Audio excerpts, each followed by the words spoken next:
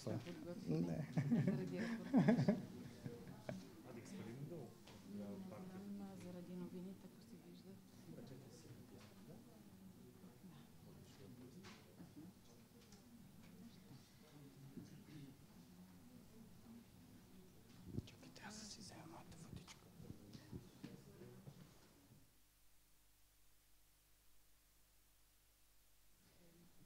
Няма ги още. Тя е ли ми се обади? Не ги проверя, не знам. Изподавам да почваме. След това ще наваксам за вас. Да. Добре, да почвам ли аз? Здравейте! Много ви благодаря, че сте тук. С колегите от Европейския парламент си говорихме, че много рядко се случва залата да се напълни още преди времето за регистрация да е приключило. Така че очевидно темата за образованието е изключително важна. Виждам хора от важни неправителствени организации, виждам хора, които се занимават с предприемачество, имаше студенти, имаше и ученици, които се регистрираха за нашата конференция. Така че очевидно темата е важна. Пресечната точка между социалното предприемачество, темата за образованието, това е за което ще говорим днес. Аз казвам Юрий Вълковски и представлявам фондация Reach for Change в България. Преди да започнем самата конференция, бих искал от самото начало да благодаря на нашите партньори от Информационното бюро на Европейския парламент в България, на представителство на Европейската комисия, които не само ни помогнаха с залата, с техническо осигуряване, но включително ни помогнаха да осигуриме някои от чуждестранните участници. Искам специално да благодаря на нашите партньори от Нова телевизия, които ни подкрепят постоянно и благодарение на които фондация Reach for Change в България реализира своята дейност. И разбира се, и специално след малко ще имаме възможност да чуем Ани Салич, която е наш посланник. Но преди това аз не искам да отнемам повече време. Ще имате възможност да чуете презентациите и на гостите. Преди всичко това искам да дам думата на господин Теодор Стойчев, който е изпълняващ длъжността ръководител на Информационното бюро на Европейския парламент. Благодаря. Скъпи гости, бих искал да ви приветствам с добре дошли в Дома на Европа, в Дома на Европейската комисия на Европейския парламент в България. И бих искал да благодаря на всички вас, на присъстващите, както и на хората, които ни гледат по интернет, тъй като в момента имаме и лайв стриминг, за интереса към тази конференция, която според мен е много важна. Конференцията Социалните предприемачи като двигател на образователната промяна, както организирана вече от фондация Reach for Change, заедно с нас, Информационното бюро и представителството на Европейската комисия. Казвам добре дошли и на 4-мата социални предприемачи: Фараджа Ниланду от Танзания, Мартин Екснер от Дания, Николет Попкосдинова от България и Нериус Биовидас от Литва, които са тук за да ни запознаят с интересни, иновативни образователни практики от своите страни. Искам да изразя своята много искрена радост, и не само моя, естествено лична, и на Информационното бюро на Европейския парламент в България, че тази международна конференция се случва именно тук, в Дома на Европа, тъй като Европейския парламент е много ангажиран и застава активно и поддържа всяка една идея, която би спомогнала за един по-добър живот на подрастващите и повишаване качеството на тяхното образование. Това е нашият начин да изразим своята подкрепа за фондация Reach for Change, която е ангажирана с търсенето и намирането на отдадени социални предприемачи, които са готови да посветят своите сили и енергия за създаване на един по-добър свят за децата. И в този контекст инициативата на Reach for Change е един много успешен пример за ангажиране на бизнеса в решаването на проблемите на децата по цял свят, включително и в развиващите се държави. Адмирации на вас, нашите скъпи гости, тъй като според мен похвално, че млади предприемчиви хора са избрали пътя да поемат пътя, който е и нелек на социалното предприемачество, и то именно в областта на образованието, за да помогнат на други млади хора в тяхното развитие и по пътя на тяхната реализация. Благодаря тук и за сътрудничеството на една от водещите медии в България, Нова телевизия, която за пореден път демонстрира своята социална ангажираност и отговорност. Само още няколко думи. Тази конференция се организира и в контекста на Европейската година за развитие, която всъщност е първата европейска година до сега, която е насочена към външните дейности на Европейския съюз и към ролята на Европа в света. Като целта е вниманието на всички нас да бъде насочено към факти като крайната бедност, в която живеят над 1 милиард и 200 милиона души по света, голяма част от които са деца с ограничен достъп до образование, което естествено дава и доста по-ограничена възможност за по-нататъчно развитие и реализация. Идеята за тази година е именно да обединим усилия, за да се опитаме да допринесем поне малко за един по-сигурен свят с по-големи възможности за развитие на най-уязвимите групи. Често това е трудно да се случи само чрез традиционните методи и практики, затова днес ще се фокусираме върху някои по-различни подходи. Идеята за социално предприемачество сама по себе си е иновативна, тъй като обединява в един проект на пръв поглед трудно съвместими категории като образование, предприемачество и социална дейност. Същинската иновативност обаче се крие именно в методите на развиване на креативността и продуктивността на децата, в начина на предоставяне на информация в областта на сексуалното образование, както и във възприемането на демократични подходи в образованието. Но за това ще ви разкажат повече Фараджа, Мартин, Николета и Нериус. Преди да пристъпим към същинската част, бих искал да предоставя на вашето внимание едно видеообращение от евродепутата Ева Паунова от Европейската народна партия, която също би желала да ви приветства и да сподели своето мнение по темата.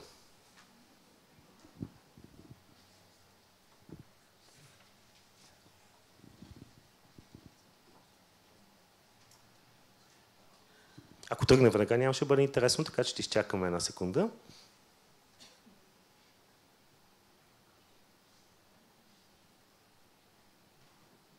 Скъпи приятели, в моменти като настоящият, когато икономическият модел на Европа е изправен пред предизвикателства, се замисляме за хората, които могат да се справят с проблемите. За хората, които знаят как да излезнат от трудни ситуации, за създателите, лидерите, креативните. За днешните предприемачи. За тези, които движат икономиките ни напред. Но и не само. Те движат цели общества напред. Защото отделят голяма част от енергията си в социална активност, като например в сферата на образованието. Тази година, отбелязвайки Европейската година на развитието, ни дава чудесен повод да се фокусираме върху социалното предприемачество, което създава не по-малко добавена стойност от дейностите с икономическа насоченост, например. Дори напротив, аз смятам, че то гради коренни промени както в нашите общества, така и в обществата, към които Европа протяга ръка в трудни времена. Заедно всички ние в Европейския съюз подпомагаме много региони из целия свят и най-вече региони изправени пред природни бедствия, войни и бедност. По този начин се стремим към устойчиво развитие. Работим за това да създадем благоприятен климат за развитието на бизнеса и предприемачеството в Европа, а от своя страна това ще ни помогне да подкрепим нуждаещите се страни и извън Съюза.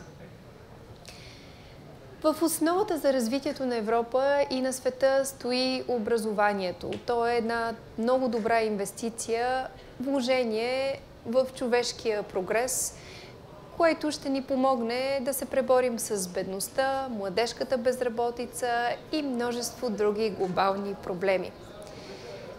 Много се радвам да видя, че социалните предприемачи, които днес представят своите проекти, работят именно в тази насока за по-качествено образование чрез онлайн платформи и изграждане на електронни умения.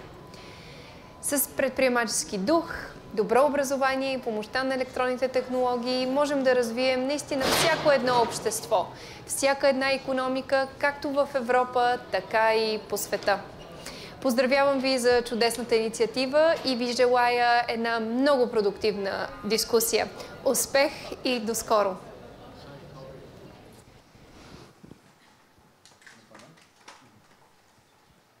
Много се радваме наистина, че има теми, които едновременно са важни за евродепутатите и са толкова важни за такава голяма аудитория.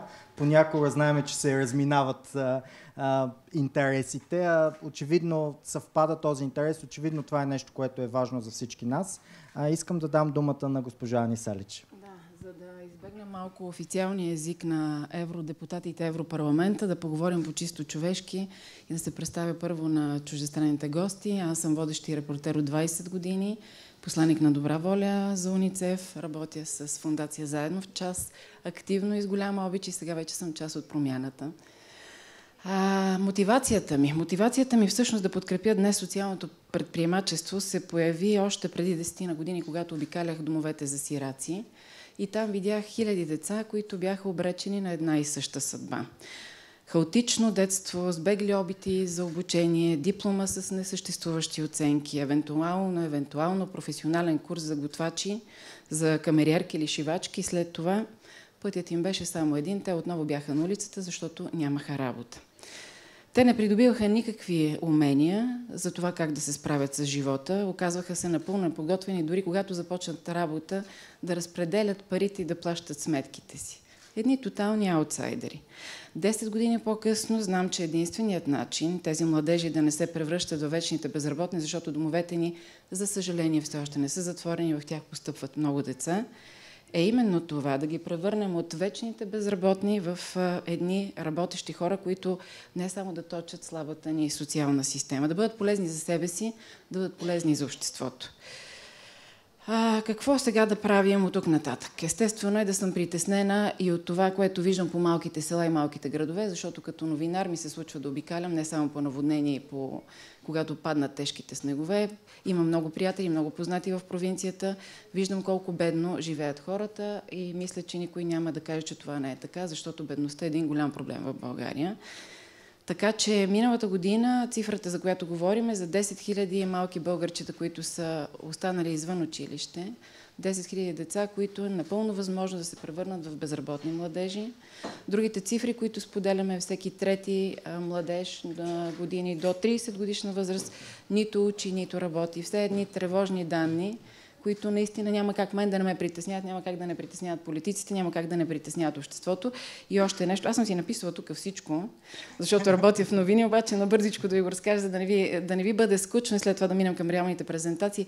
Все пак съм майка на дете на 9, дете на 16 и много ме е страх те да не попаднат в онази класация, печално известна на всички ви. Ние сме само над колумбийчетата, на 43-то или 4-то място, последни по функционална грамотност.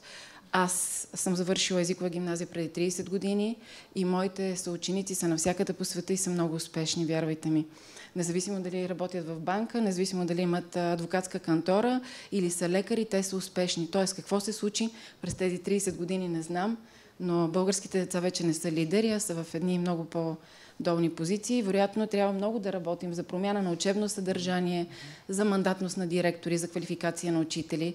Именно за това Нова телевизия започва една мащабна кампания, заедно с фондация Заедно в час. Началото беше сега с опита ни да подскажем на децата да не преписват, а да учат наистина. Години наред ще работим именно в тази насока образование, заедно с Game Changers. Надявам се успешно. Аз самата съм тук, защото вярвам, че промяната във всяко едно дете променя наистина България. Едно спечелено дете е промяна за мен самата по-добра, начин по който моите деца да останат тук, да живеят и да работят в България. И мисля да не чета до края всичко това, да дадем думата нататък по дневния ред. Благодаря ви, благодаря, че сте тук и че ни подкрепяте.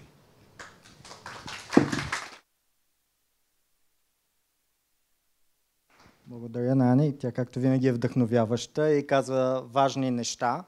Аз ще си позволя още само 2 минути да ви отнема преди да дадем думата на нашите гости за техните презентации, защото има нещо, т.е. 2 важни неща, които искам да ви кажа. Първо, цялата идея на Reach for Change, идеята на тази конференция може да се опише в 2-3 думи. Ние вярваме в промяната отдолу нагоре. Ние търсиме хора, които са ентусиазирани, които не чакат правителството да реши техните проблеми, а които сами стартират инициативи, чрез които могат да подобрят живота на децата. Всеки един от нашите презентатори днес е направил нещо със собствените си усилия, разбира се и с подкрепата на фондация Reach for Change, но нашата подкрепа е допълнителна. Те са тези, които са стартирали инициативата и са успели да постигнат много. Така че наистина ще чуете презентациите. Това е много важно. Промяна с добри примери отдолу нагоре. И другото нещо, което искам да ви кажа, вие също имате шанса да станете част от тази промяна. В момента Reach for Change има отворен конкурс. Вие може да намерите информация, има брошури, които са на регистрация за нашия конкурс, той е отворен до 30 юни. Подробна информация има и на сайта на Нова телевизия и по-точно на novatv.bg Game Changers, където може да намерите информация за конкурса. Търсим хора с идеи, социални идеи, които обаче могат да имат своята дългосрочна финансова устойчивост. Това е нашето разбиране за социално предприемачество. Аз ще бъда и след това и по време на дискусиите, ако някой от вас има други въпроси. Кандидатствайте, за да станете част от тази група от социални предприемачи, които искат да променят нещата и в България. Образованието е иновативно. Точно така. Да. И за това, между другото, ние вложихме много големи усилия в организирането на тази конференция.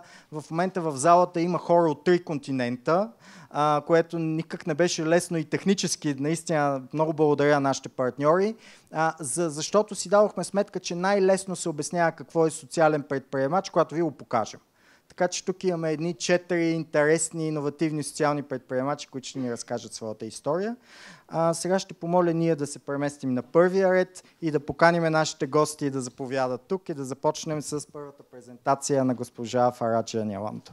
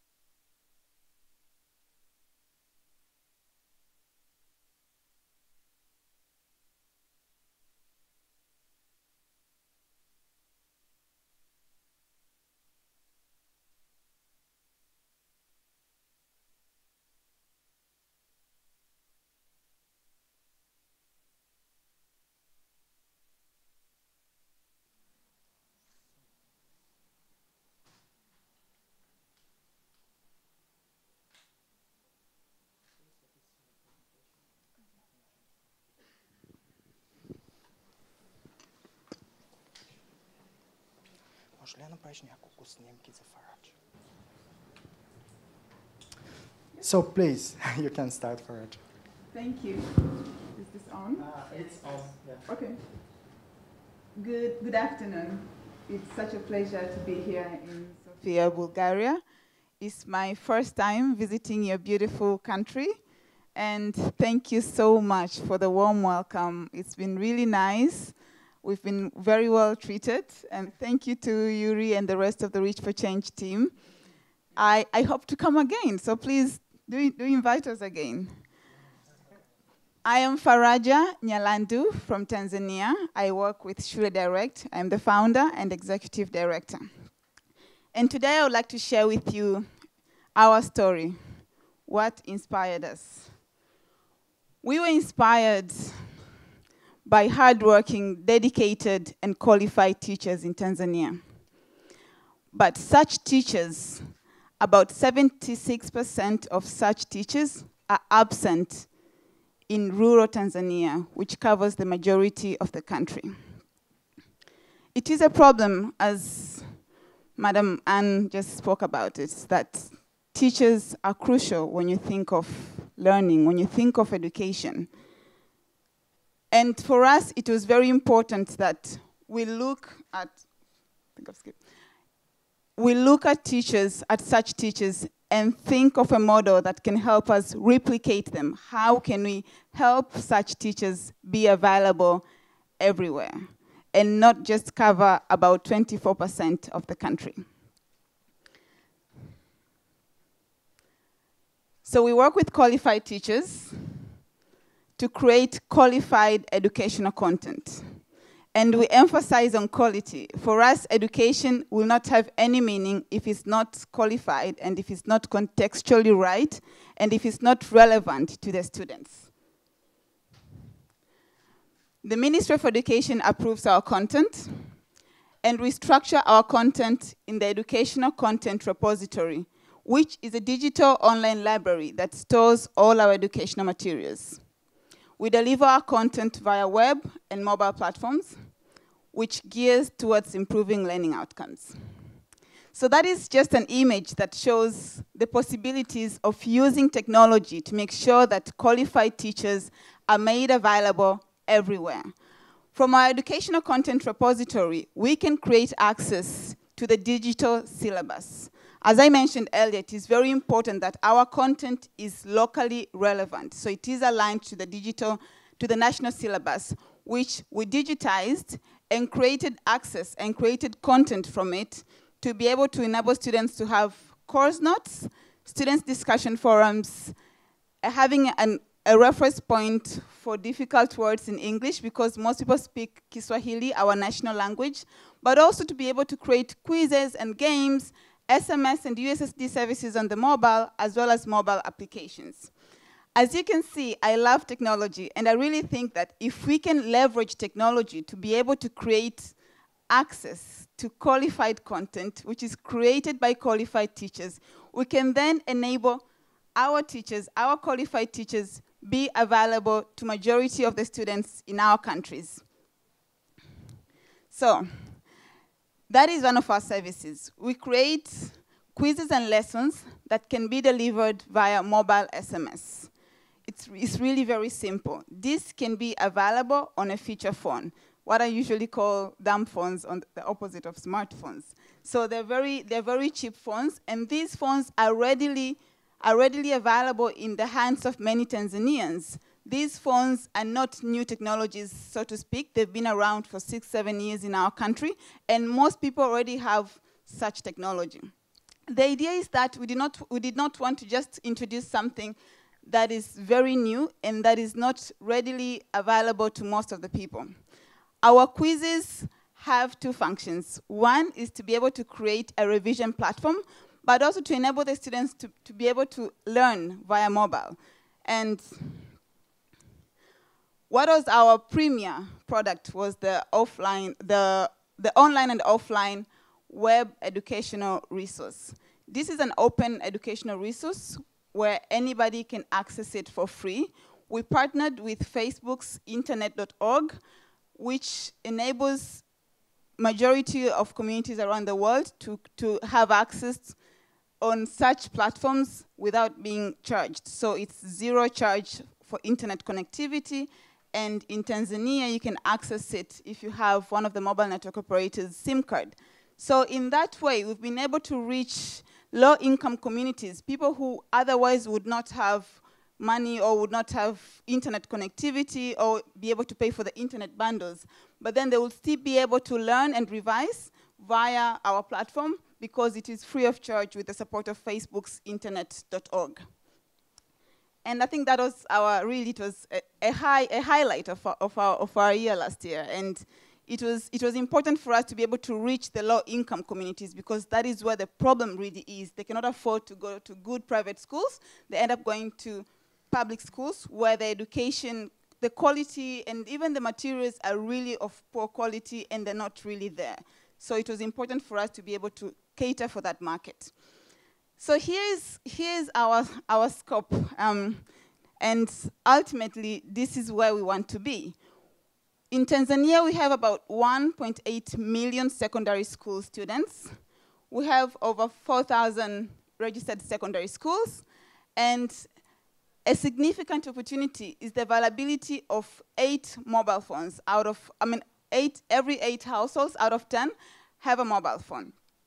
And as you can see, we had started with our web platform, but we quickly moved to our mobile platform because we saw that there was an opportunity with the mobiles. And if we were just sticking with the web platform, we were clearly missing out on this opportunity, but we were clearly missing out on a large number of people who also needed to be served with our learning and revision content. So this is where we are right now. We have reached more than 5,000 registered subscribers on our web platform. We have over 50,000 monthly visitors, and What is so important as well is the rate of our returning visitors. This is where we actually focus at, because at the end of the day, we really want to focus at returning visitors because they show the efficiency and effectiveness of our product. If a person just comes in and doesn't return, it really shows that we are there, but we're not making any impact. But if a person comes to our site or uses our service and returns, that is how we know that we're actually making a difference and we're making that change, because they are finding our service useful and they want to return and learn and revise. And we currently have a revenue share with a mobile network operator for our SMS product, which I've just shown you. And we have the free web service with our partnership with internet.org. At the end of the day, we really want to focus on improving learning outcomes. Now, this can be done in so many ways, but we really wanted to focus on leveraging technology to be able to achieve that. It is true that there's so many demands in the education sector, there's so many demands when you look at the educational sphere, but I think what is critical here is really trying to focus on the movement of technology and how fast it is growing, how fast it is changing, and making use of that. We've seen technology being leveraged for entertainment. We've seen technology being leveraged for the financial sector, but it's not having the same impact in the education sector.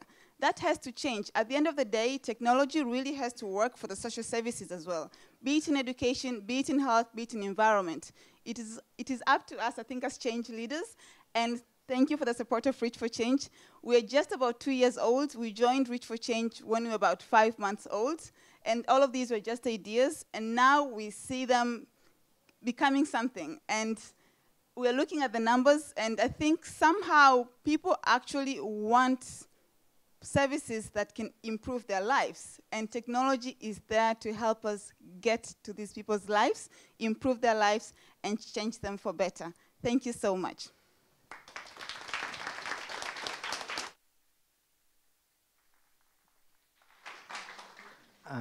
Thank you for Raja for such an inspirational presentation. And I take two things from your presentation, very important. The first thing is how to reach the low-income students, because that's also a question in Bulgaria, I believe, in many other countries. And the second question, the second issue is how important is to be flexible, starting from a web platform, moving to more mobile platforms. So it's a very, and that's, I think, one of the characteristics of our social entrepreneurs. They're all very flexible and very open for changes in their ideas. Само ще ви помоля да приготвите презентацията, която е онлайн на колегата Мартин. So предлагам да направим всичките презентации, след това ще имаме възможност, ние се движиме доста добре във времето, така че ще имаме доста време за дискусия. След малко ще включим и презентацията на Мартин. Just a moment, Martin, for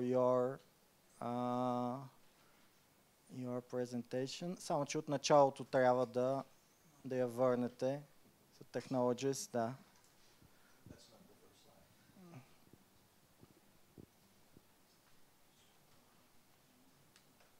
Just a moment, Martin.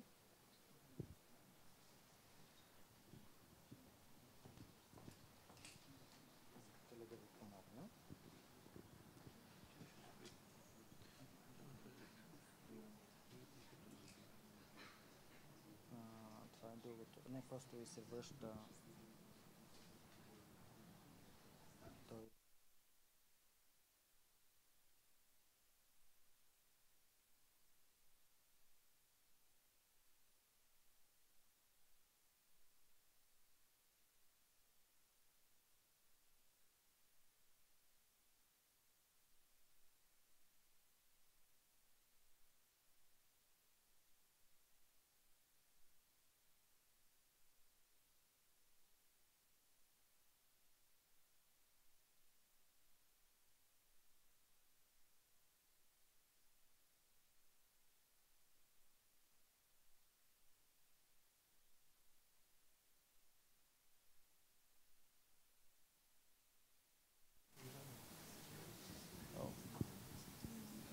right.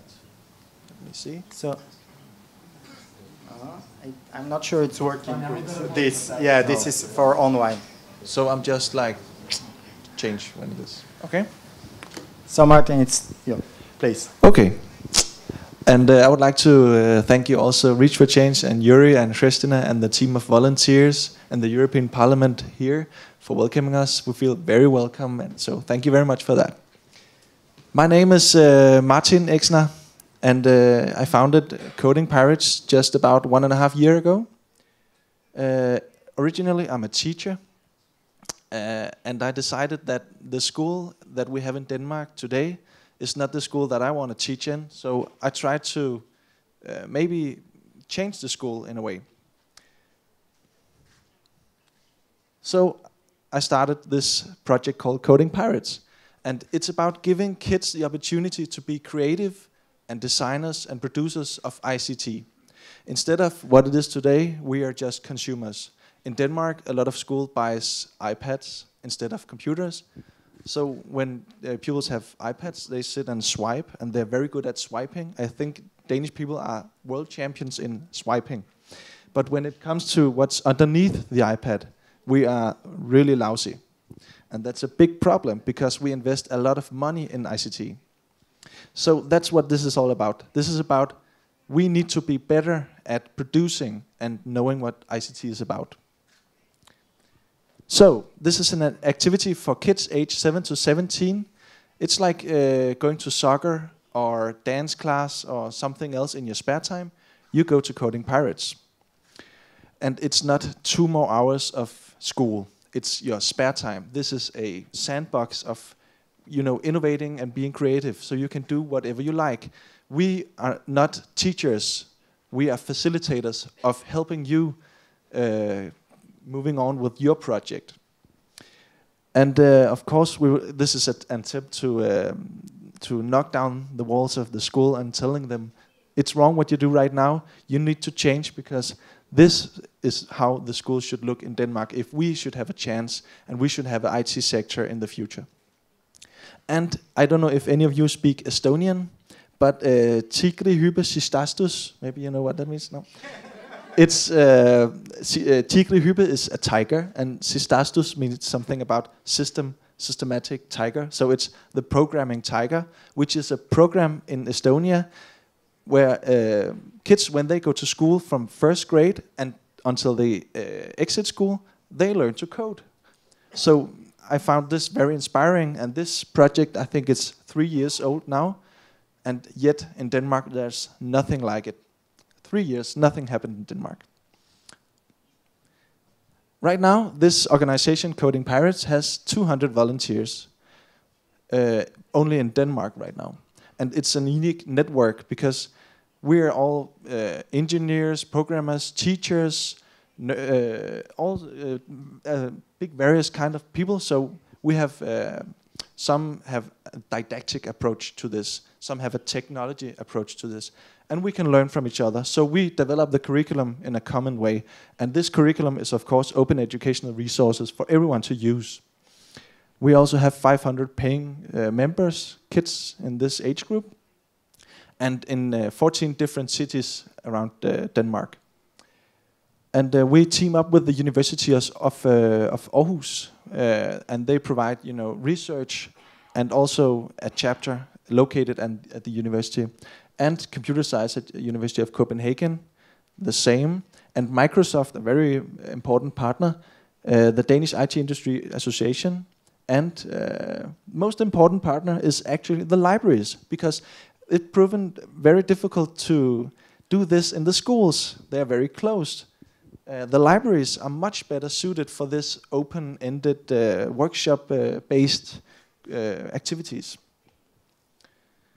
This is, I don't know if we can play this, but this is how Coding Pirates started. It started as an application. It's an app teaching kids to code, and even before they learn to read. So you code using symbolic coding tiles, and you drag and drop them. It's this pirate, he's called Captain Hack, and you take these coding tiles and drag them down to your treasure map, because what you need to do is write the treasure map for finding this treasure. And it's a bit like coding, as you will see in a second. You see in the right column you have steps and turn directions, and the anchors is the symbolic for loops. And the lowest one says it's a palm and an eye, so it's when you see a palm, true, false. So you can make all sorts of symbolic coding using only symbols that kids in a very young age can understand. You can swap. Yep. Yeah. Okay. This is important for me to say, that Coding Parrots is not about teaching kids to code. It's not a school that you go to learn to code. It's a school where you go to learn to be innovative and creative using ICT. So we don't give you, this is the coding language, start from chapter 1 to chapter 10. We help you develop your idea. So when you come, you want to make a robot that does this or that, that's what we're going to do. So it's the kid that brings in the idea, and we are just facilitating. Yes, and then my own kid, he's 7 years, so right now he's starting at Coding Parrots, and that's really the main reason why I threw in so much energy in it, because this was not when I was a kid. This opportunity weren't there, and I wanted to be there for my own kids and for the kids of this country, and maybe other countries. And we started out 1.5 years ago by throwing a pilot event. We just said on Twitter, anybody who would find this interesting, come and join us. You can skip to next slide. We're throwing this pilot event at Microsoft, and maybe it would be interesting for you to come and see if it's something for your kid. And we thought maybe 40 or 50 people would show up, and 300 people did. So we were in a bit of a, it was difficult because we were only 15 volunteers at that point. You can just display it.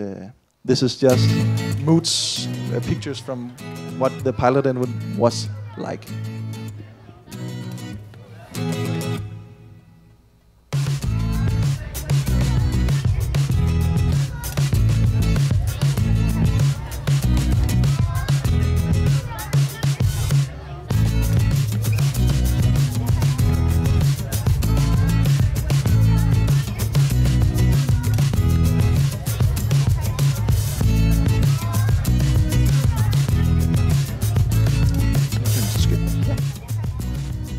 So after this event, we had 500 on the waiting list in one club, and we were 15 volunteers. So already after that, we were blown away by the demand for this. You can just switch. Then this generated a lot of media attention, and we started this chapter at the IT University of Copenhagen, and then afterwards at Microsoft, and then they just came as, boom, boom, boom. And there were nobody else doing anything, so we had no competitors. So it was almost too easy. So right now we are the only player on this market in Denmark. But of course there was a lot of trouble on the way. For instance, all these kids and the waiting list was not that easy for me to handle, because I have no experience in handling volunteers, for instance. I've been volunteering before, but not handling and managing volunteers. I have not built an organization before. So all of this was brand new, and suddenly hundreds of people were depending on me. And then Reach for Change came in, and that was really the big game changer for me, actually. Yes, it's okay to swap. Right now, these are my findings on my way, on the 1.5 year. You have to know that it's very good to have partnerships, and these are essential, but suppliers as partners can be a bit an issue, because they're your fake friends, and you have to remember that. They play your friends, and they do it because they want something from you. And of course, you have to. You also want something from them, but you have to be careful. And networking is really essential. Since this started, every time that I went to a network meeting, something good has come out of that. And then we had this, we elected new board members, and that made me a lot less stressful, because now I had a lot of other people to help me and assist me in all these various tasks that were in this organization. Just swap that.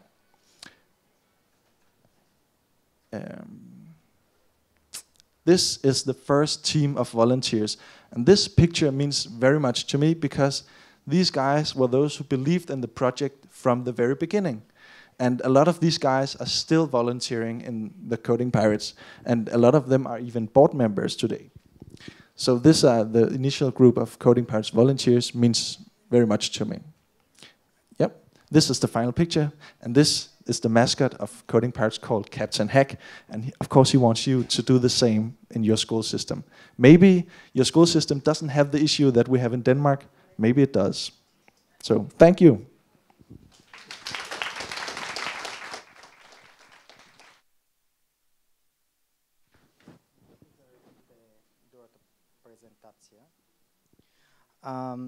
So I will speak in Bulgarian, if you need your translation.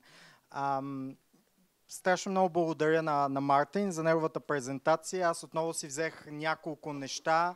Първото е мечтата за уроци по програмиране в училище от първи клас, както е в Естония, както току-що научих. Второто, което ми се струва много важно, е това, което той акцентира, че всъщност IT технологиите са инструмент, те не са крайната цел. Неговата цел е да учи децата как да бъдат креативни, как да бъдат творчески, как да бъдат ефективни, и технологиите много могат да помогнат в това отношение, но те са средството, те не са крайната цел. И третото нещо е опасностите от бързия растеж, което всички от вас, които се занимават с предприемачество, знаят, че това е тема, така че това бяха интересни уроци. Сега ще помоля Николета да ни разкаже за нейната онлайн платформа. Само да заредиме и нейната презентация. Секунда.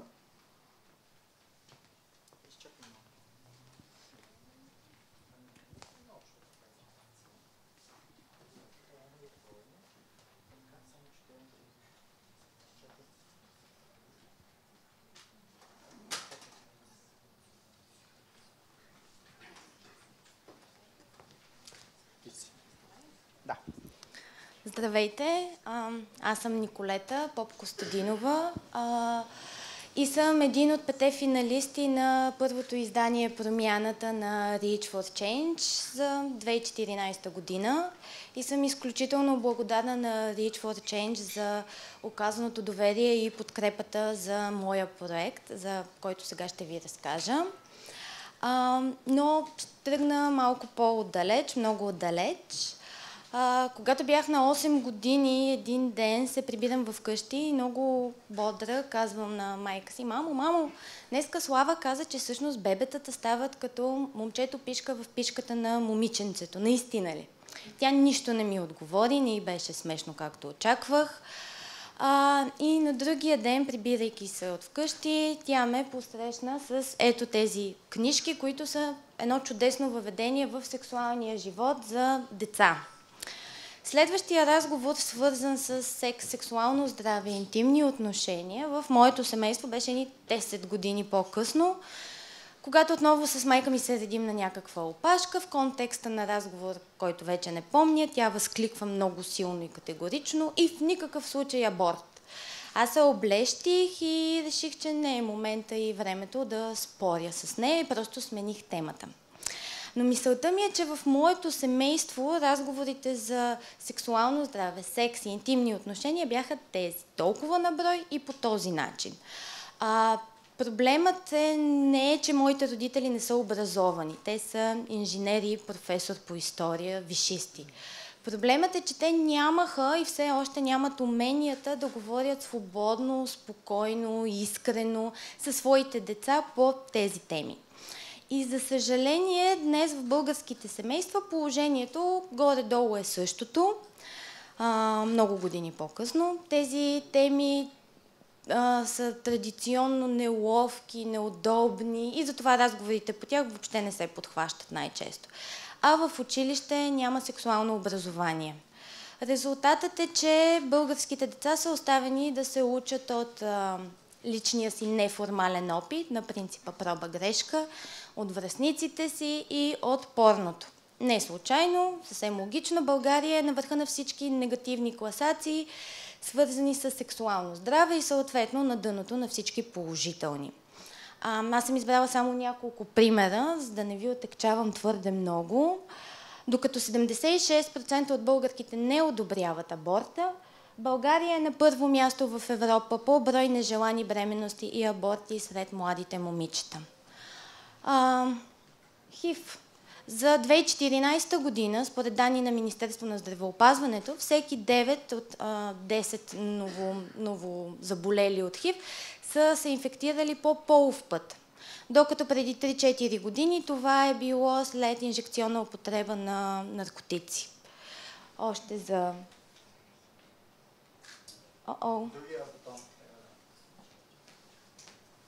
Окей. Над 50% от ново разболелите се от ХИВ са млади хора, между 15 и 29 години, като 2014 година включително има регистриран случай на 13 годишно момиче. Като става въпрос за ХИВ и СПИН, което е soul 90s. Какво остава за други аспекти от сексуалното здраве, за които няма дни посветени на превенция. Друга моя любима статистика, почти всяка четвърта жена в България е била жертва на сексуално насилие от страна на партньора си. Статистиките са такива, защото тинейджерите, младите хора и децата не знаят, те не са информирани. Те масово вярват в неща, като не може да се забременее при първи полов контакт и много други. А причините за това са, че до тях не достига информация или когато тя достига, тя не е пакетирана по правилния начин, така че те да я разберат, приемат, осмислят и да я приложат реално в живота си. Голямото решение, разбира се, е сексуално образование. Въвеждането на сексуално образование в училище от предучилищната до 12-ти клас. Само че за сега няма изгледи това да се случи. Например, в Холандия, в които 50-те години са на първо място по аборти, сядат там взимащите решения и казват, това не е окей. И сексуалното образование става държавна политика, задължителна част от учебната програма. Днес Холандия не само, че са последни в света по брой аборти сред младите хора, но и най-сигурният начин за предпазване от полово предавани болести, то се нарича холандският метод. Сексуалното образование започва от предучилищната. То е възпитаване на хигиенни навици, на опознаване на собственото си тяло. Кое, какво е, къде е, за какво служи.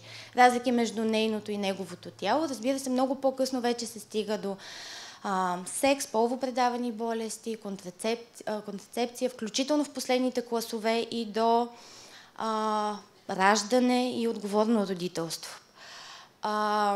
Сексуалното образование е възпитаване на отношение към себе си, на много толерантно и отговорно поведение към себе си и към тези, с които общуваме. На уменията да устояваме на натиск, да казваме не, да защитаваме позициите си.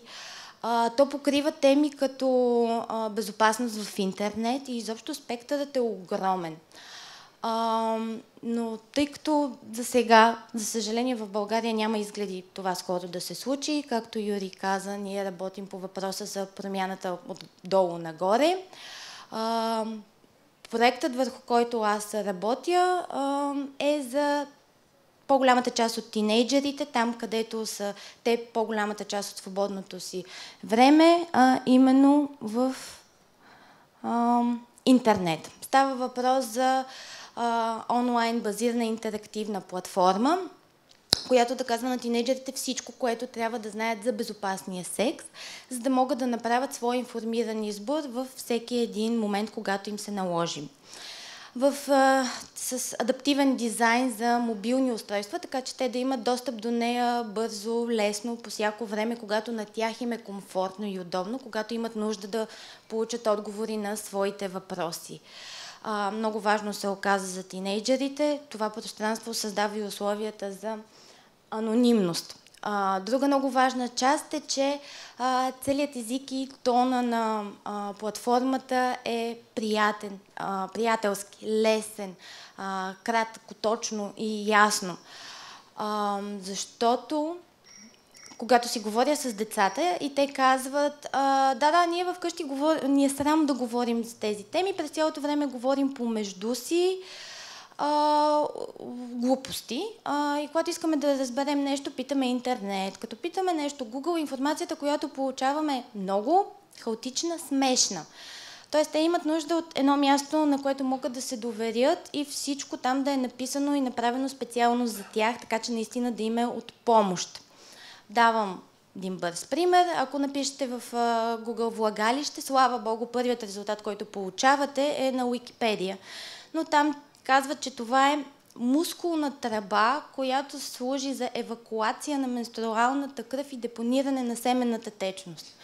Значи, ти ако си на 10 или 12 години и го прочетеш това нещо, всичко ти е ясно вече, нали? Разбира се, следващия резултат е жена плете с влагалището си. Нали? Това е изборът в момента. Следващо, разбира се, много важно е изчерпателно, от А до Я. Всичко, което трябва да знаят, наречено с имената им такива каквито са, без цинизми, без жаргони. Разбира се, достоверно, научно проверено и доказано. И последният много важен за мен аспект, това е позитивно. Защото ми прави впечатление, че когато изобщо някаква информация достигне до децата, тя се фокусира върху това, което те трябва да изключат от сексуалния си живот. За полово предавани болести, нежелани бременности и така нататък, за всякакви ужаси, свързани с секса. Само че сексът е много по-популярен заради едно друго свое свойство и това е, че той преди всичко е удоволствие. Сексът е приятен и след това идва репродуктивната му функция и всичко останало. И моя опит също така по света показва, че когато ти започнеш разговора с децата от сексът е окей, всички го правят и то е нещо хубаво, дори в хартата на правата на човека ООН е записано, че всеки има правото на safe and satisfying sex. Тогава децата са много и младите хора са много по-отворени и много по-лесно приемат посланието и много по-лесно можеш да им го пробуташ за безопасен секс. Тогава много по-лесно, когато разговорът се започне от удоволствие към безопасен секс, можем да говорим за граници, като да на удоволствието, но не на болката и насилието, например. Също така, когато се започне по този начин разговорът, вниманието на децата е привлечено, много по-лесно може да се задържи и да се насочи там, където всъщност искаме да отидем. Също така, по този начин много повече деца се включват и взимат активно участие, а иначе не биха били. Много повече задават своите въпроси, на които според мен имат правото да получат адекватен и честен отговор, такъв какъвто аз, като бях на техните години, не получих. Благодаря ви.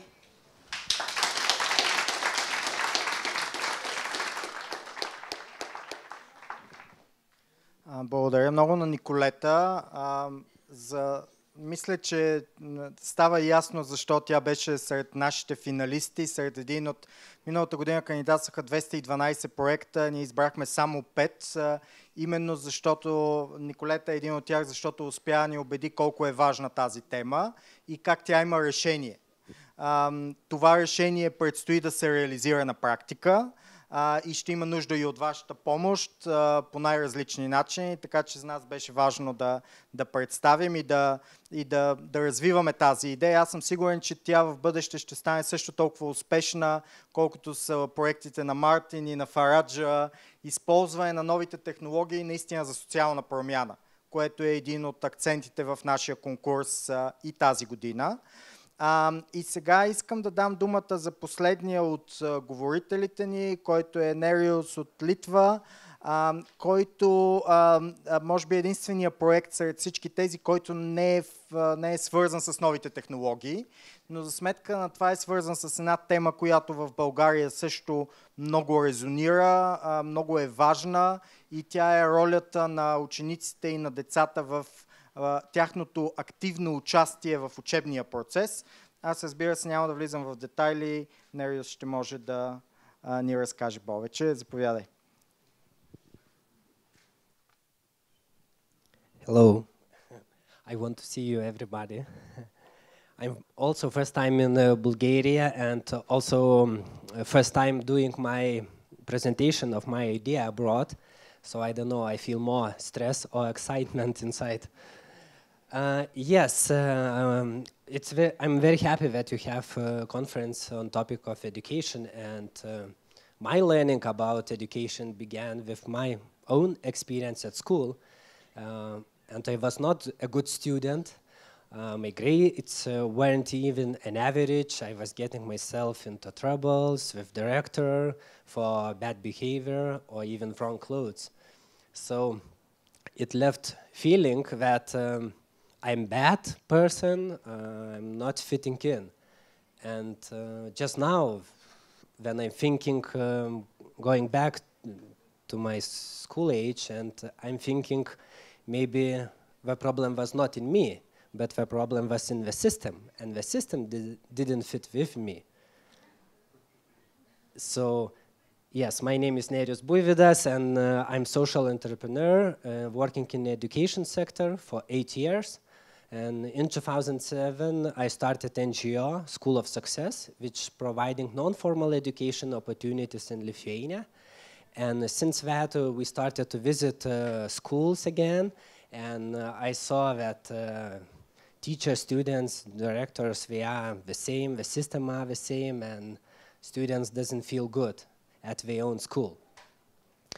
And probably it comes that we still have the same old buildings, not inspiring education environments. Students get a lot of stress, a lot of fear, a lot of bullying at schools, and you know, it's somehow it doesn't feel good. And of course, students lacking discussions with adults, you know, in the school. There's no time to discuss about life, about emotions, about love. It's always about science and, you know, to learn about science. But first you need to learn about yourself, about human, about other human, and communication between humans. And later you can go to science and learn about science. So I don't know, I'm just 20 hours in Sofia, and I didn't have chance to be in your school, but I guess that you have pretty much the same issues in your schools, not? Yeah. Yes, okay. So, yeah, me and you, we are NGO sector people, and we always like to dream big, you know, to reach what's impossible, and by trying to reach what's impossible, we can get maximum. So, for example, let's imagine that we're coming to the school again. We are 15 years old, Monday morning, we're opening doors of our school. We're entering building, it's carpet, we're taking off the shoes, we're going to make tea in our favorite cup. With tea, we're going to our class. It's a circle, communication circle. We're sitting, meeting friends, talking about last weekend, about how we feel, talking with teacher, what will be today, what about this week, and we have no stress to start the day. Later, we have our schedule. We're going according to our schedule to the classes. But this schedule, it's according to our curiosity. We're learning what we want to learn because we are interested in it, and we learn more and harder. Imagine that you with your classmates can go to school meetings where all main decisions in the school are made, where student or teacher has one vote. They are equal, and school community deciding the most important things together. I don't know, I would like to go to school like that. Would you?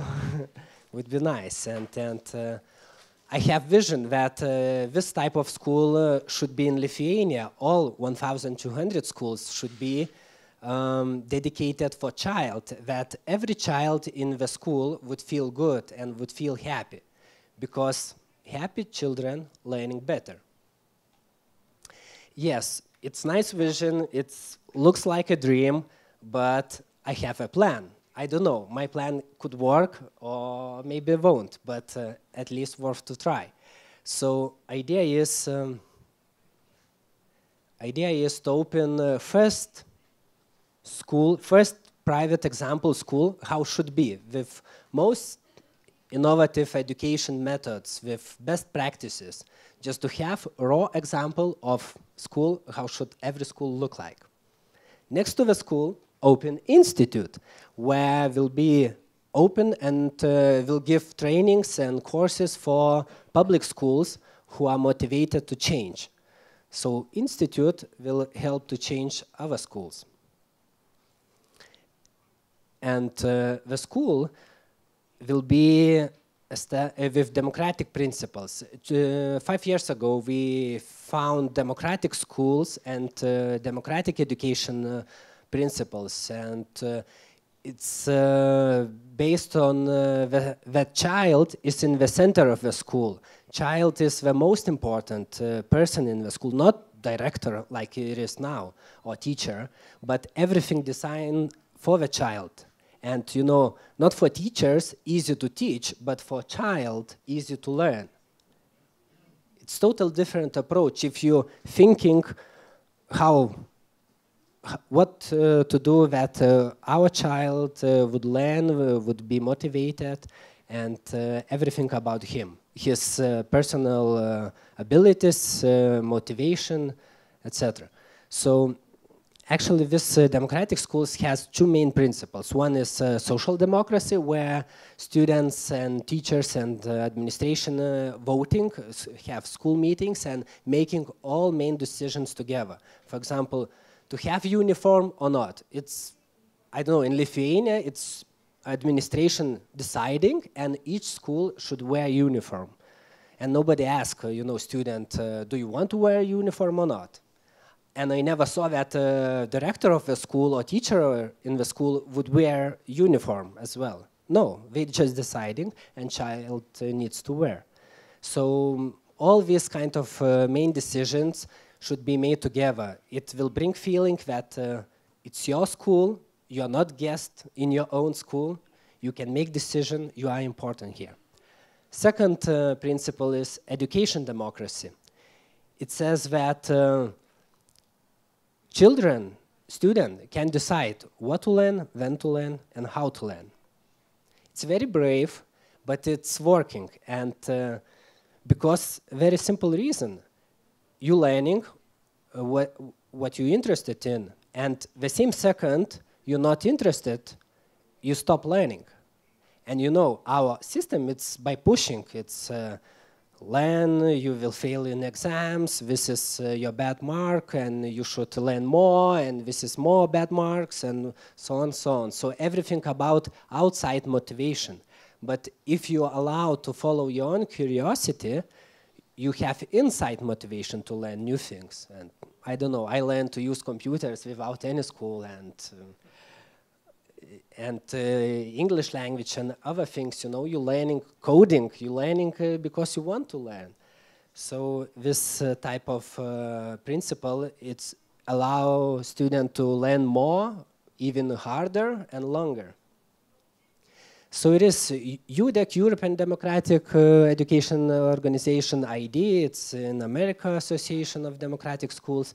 It is a lot of research done about this type of learning, and you know, all research says that if person has control in his education, in his life, in anything, so he more motivated to do that.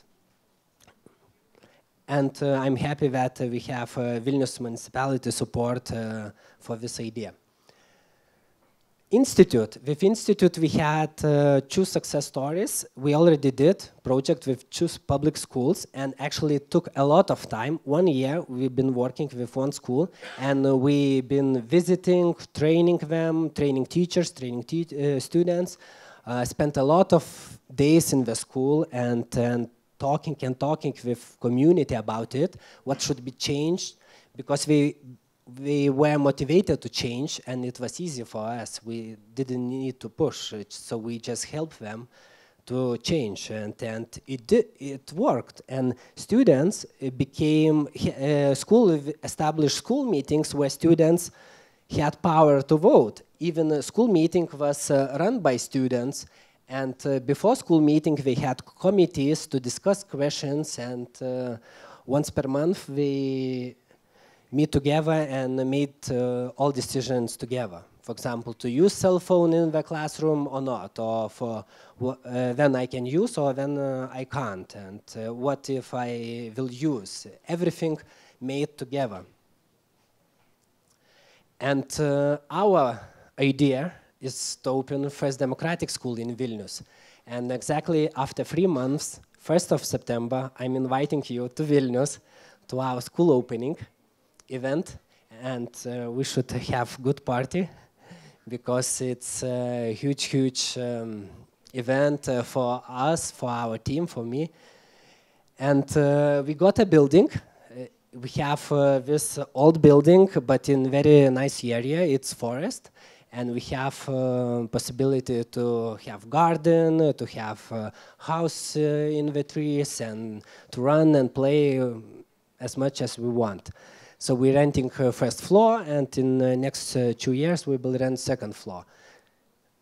Of course, school building looks like regular school, like jail, long corridor and many cells. Yes, it is. It's built it's easy to control, you know. You have long corridor and you can easily access each class. And the classes, like everywhere, so we want to take out all furniture, paint walls in white, and change lighting, put our stuff on the walls, and we will do this summer. I'm happy that we have amazing teachers. In this picture, 4 of them, but we have 6. It is Trent, English teacher, native speaker from American, Yolita, first and second class teacher, Juste, preschool group teacher, and Tautvydas is professional musician, and he will be music teacher. And I'm more happy that we have parents who will send their child to our school. For me, it was surprised, because we thought, 25 kids would be very good for beginning. And now we have line. We can't take all the parents for the first year even, because it's too much. And I thought, I'm still quite young, never opened school before, never been a teacher, and why parents would send child for 12 years to my school? So I was surprised that it is line, and people were still calling and coming, and once, because we said, where have you been before? We need this type of school for our child. And parents from other cities in Lithuania, from Kaunas, Klaipėda, calling and asking, when you will open school in our city? But we said, sorry, we won't. It's not about money, and private schools is not a solution. We need to change public schools, and this will be just one school example in Vilnius. Yes, and all good projects starts from idea. So this pumpkin, what we already planted in our school territory, starts from the seed. So when I'm thinking, if I would know how much work it is to open a school, so I would never start this. But, this is the reason we dream, and our huge idea dividing in small pieces and taking one piece at a time. So this recommendation and advice for you as well. So have a good day. Thank you.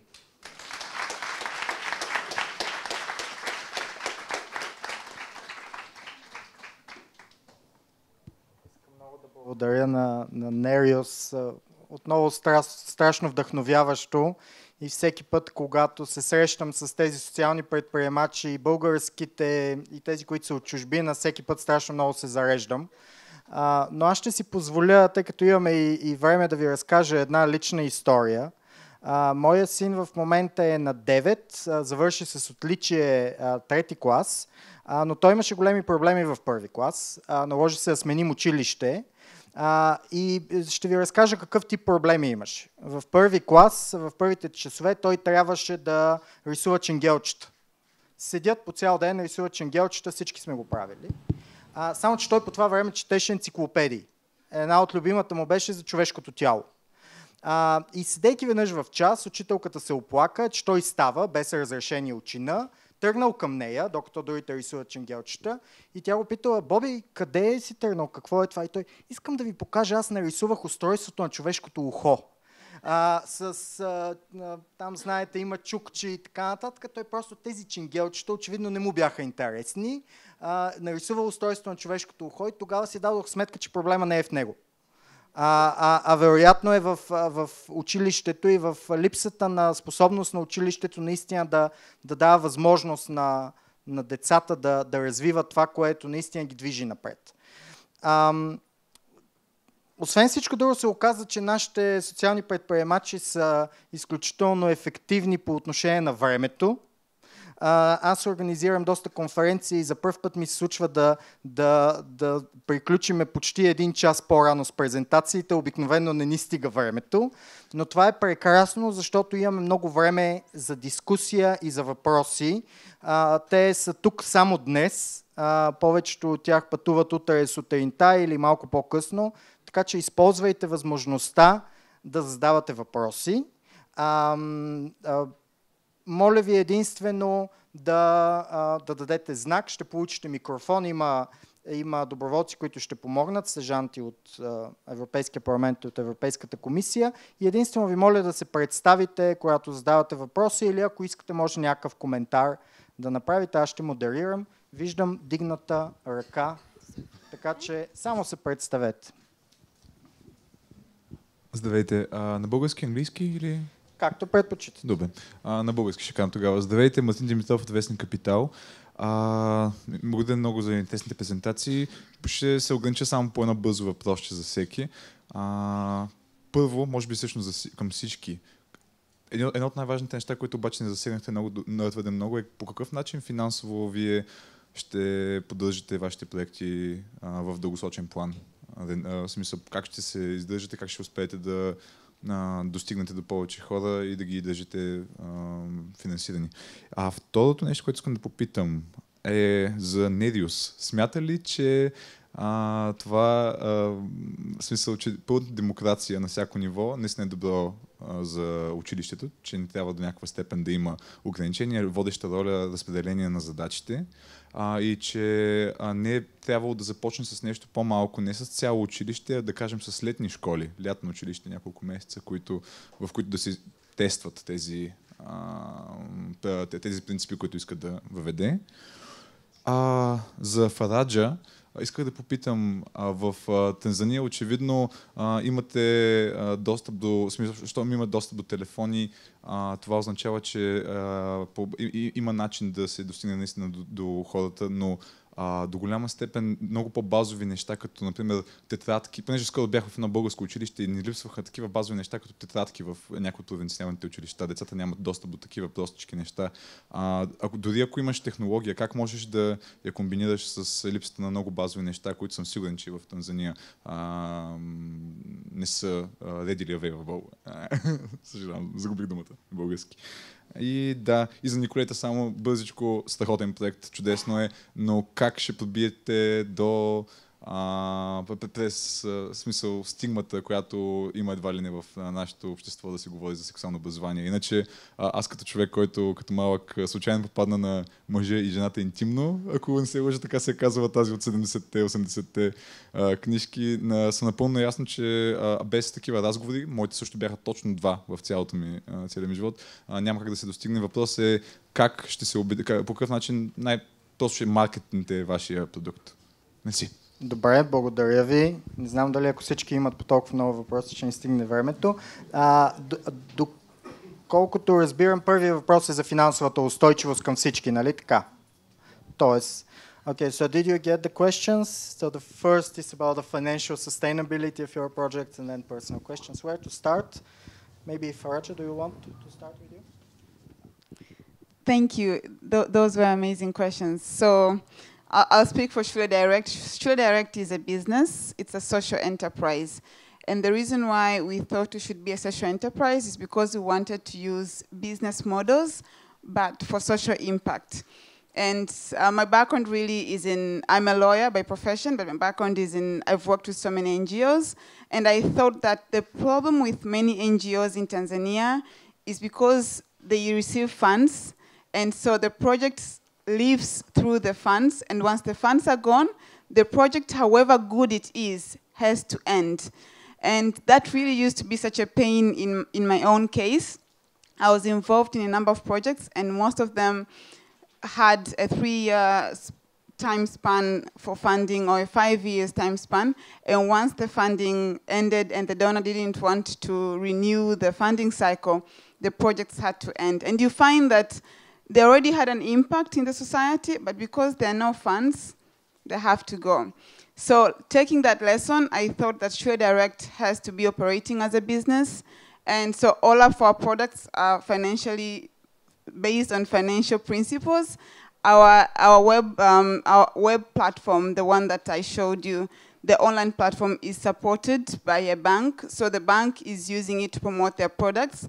And we're starting to promote their products from July. It was so hard to get a sponsor for the web platform because we had to prove that we actually have, we have like an entry into the market. And being a startup was also very hard, but over time we've been able to prove and get a sponsor. We also sell license for our offline web platform. So we sell licenses to school. We currently have 12 schools that we have sold licenses to, and we want to keep on selling the licenses. So the license, we charge them per year. After the year is gone, you have to renew your license. And it's cheaper renewing. Subscribing to the license is more expensive, of course, because there has to be the installation, but then renewing it is cheaper. And obviously, the one that pays most is the SMS. That's really the one that has good numbers when it comes to the finances of it.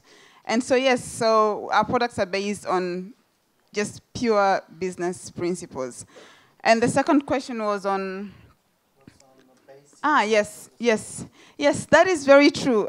It's a challenge. I think I did not finish off clearly my other point when I was making the presentation, that there's so many problems in the education sector.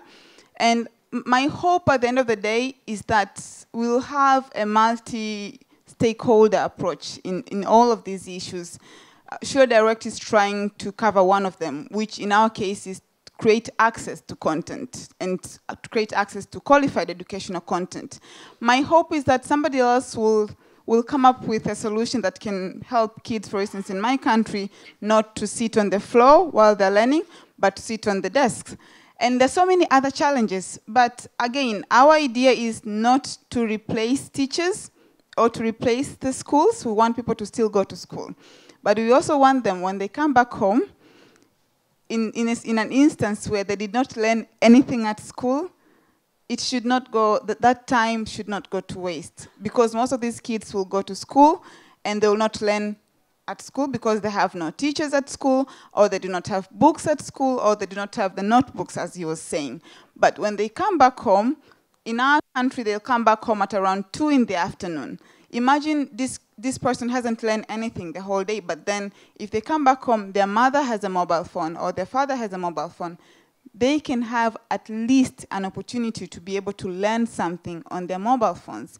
In most cases, they will not have computers or laptops, but they will have a basic phone.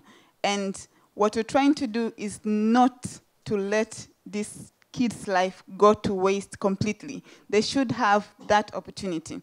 And the interesting thing is that most people who access our services are actually in the rural areas and not in the urban areas. It's very interesting because you find that in the urban areas, people have access. They have public libraries. They can go to what we call tuition classes, like extra classes after school. But in the rural areas is where they don't have any other option. When they come back from school, where there was no teacher, there was no textbook, that's it. And it could be 7 years, just 1 year after another of the same situation with no other alternative. So I think for us, we're just trying to cover that one problem. And my hope is that other partners can cover the rest of the problem, because I think education just needs so many players. And if each part can be sorted, eventually the whole sector can be solved. Yeah, maybe I also answer questions about sustainability. So yes, school will be sustainable, and we will get some money from government. It's half of our cost, but of course we want to pay a little bit higher salaries for teachers, and will be smaller classes, so we have more costs, and this will come from parents. So our price it is 290 euros per month, and it's I would say about average on private schools. It's for full day learning with formal and non-formal education activities. About rules and regulations, yeah, I could say everything, but it's too big project and it will take so much time. So I will answer now. Just health and safety, it is just for adults to decide. It's not what health and safety issues won't be brought to school meetings, but all other things will be possible to change. And community, when community deciding what is good for how to act is okay, so schools can, students can do this. But if community says that to jump on the tables or to break the tables is not good, and we're not doing that, so it is certain fines. I don't know how to say this. Certain, you know, if you will break the law, you will have something. Yeah, but very aggressive punishment, or so it will be consequences, exactly. And you know, for the child, where it's value to go to that school, and the biggest punishment if you will vote that he can't come for 3 days, that he should stay at home and think what he did bad, and he can't come to the school for 3 days. So it's total, you know, different.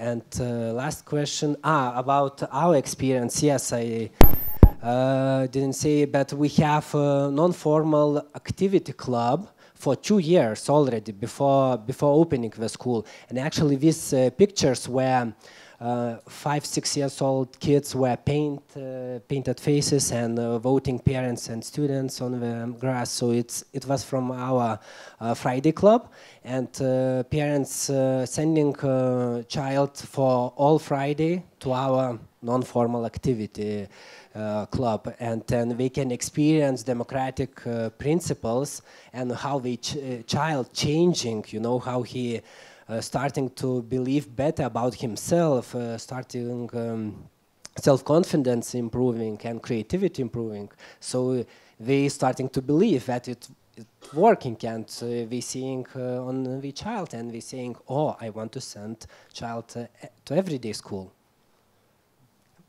Thank you. Okay, I can answer about sustainability.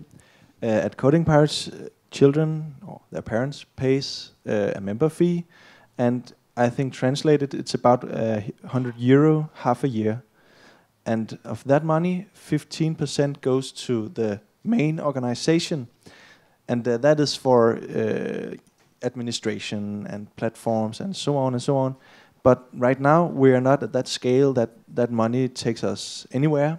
So we have private sponsors such as Microsoft or the IT agencies in Denmark, and that's how we can keep the wheels running right now.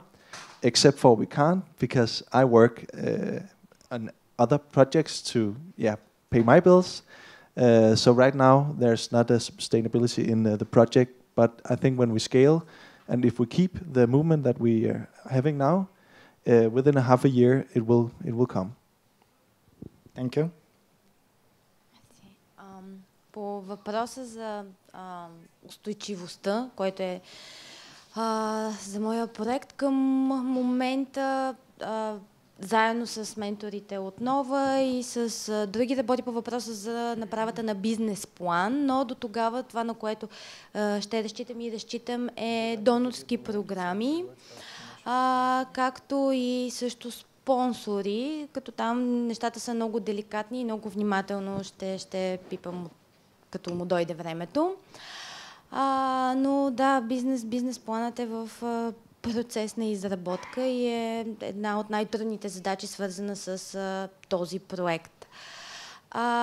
Що се отнася до стигмата, за моя голяма изненада, когато започна информационната кампания на Нова в края на миналата година за нашите 5 проекта финалистите, общественото мнение беше изключително позитивно. Аз не очаквах по същия начин, както и вие казахте, голяма част от хората да са готови и да казват: айде, нали, за нас го нямаше, искаме за нашите деца, имаме нужда от помощ. Да, така е.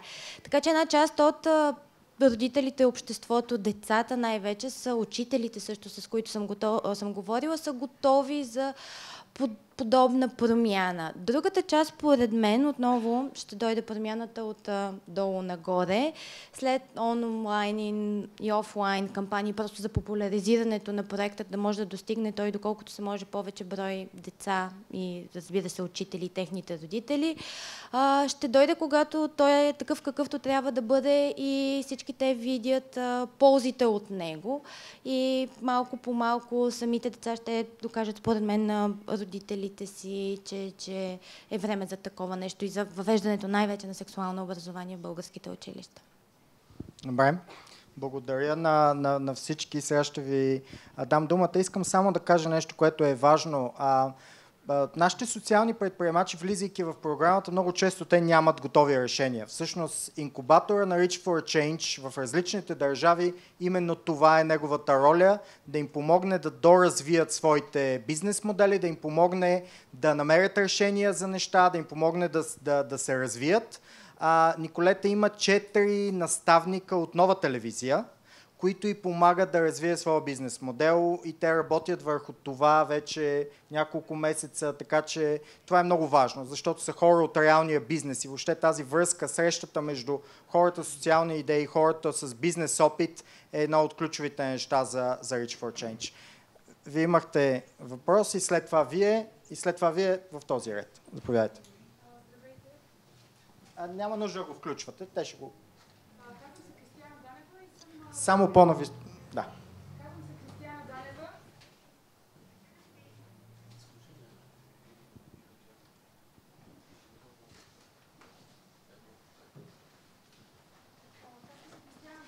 съм преподавател по междукултурни комуникации, също така и занимавам с неформално сексуално образование.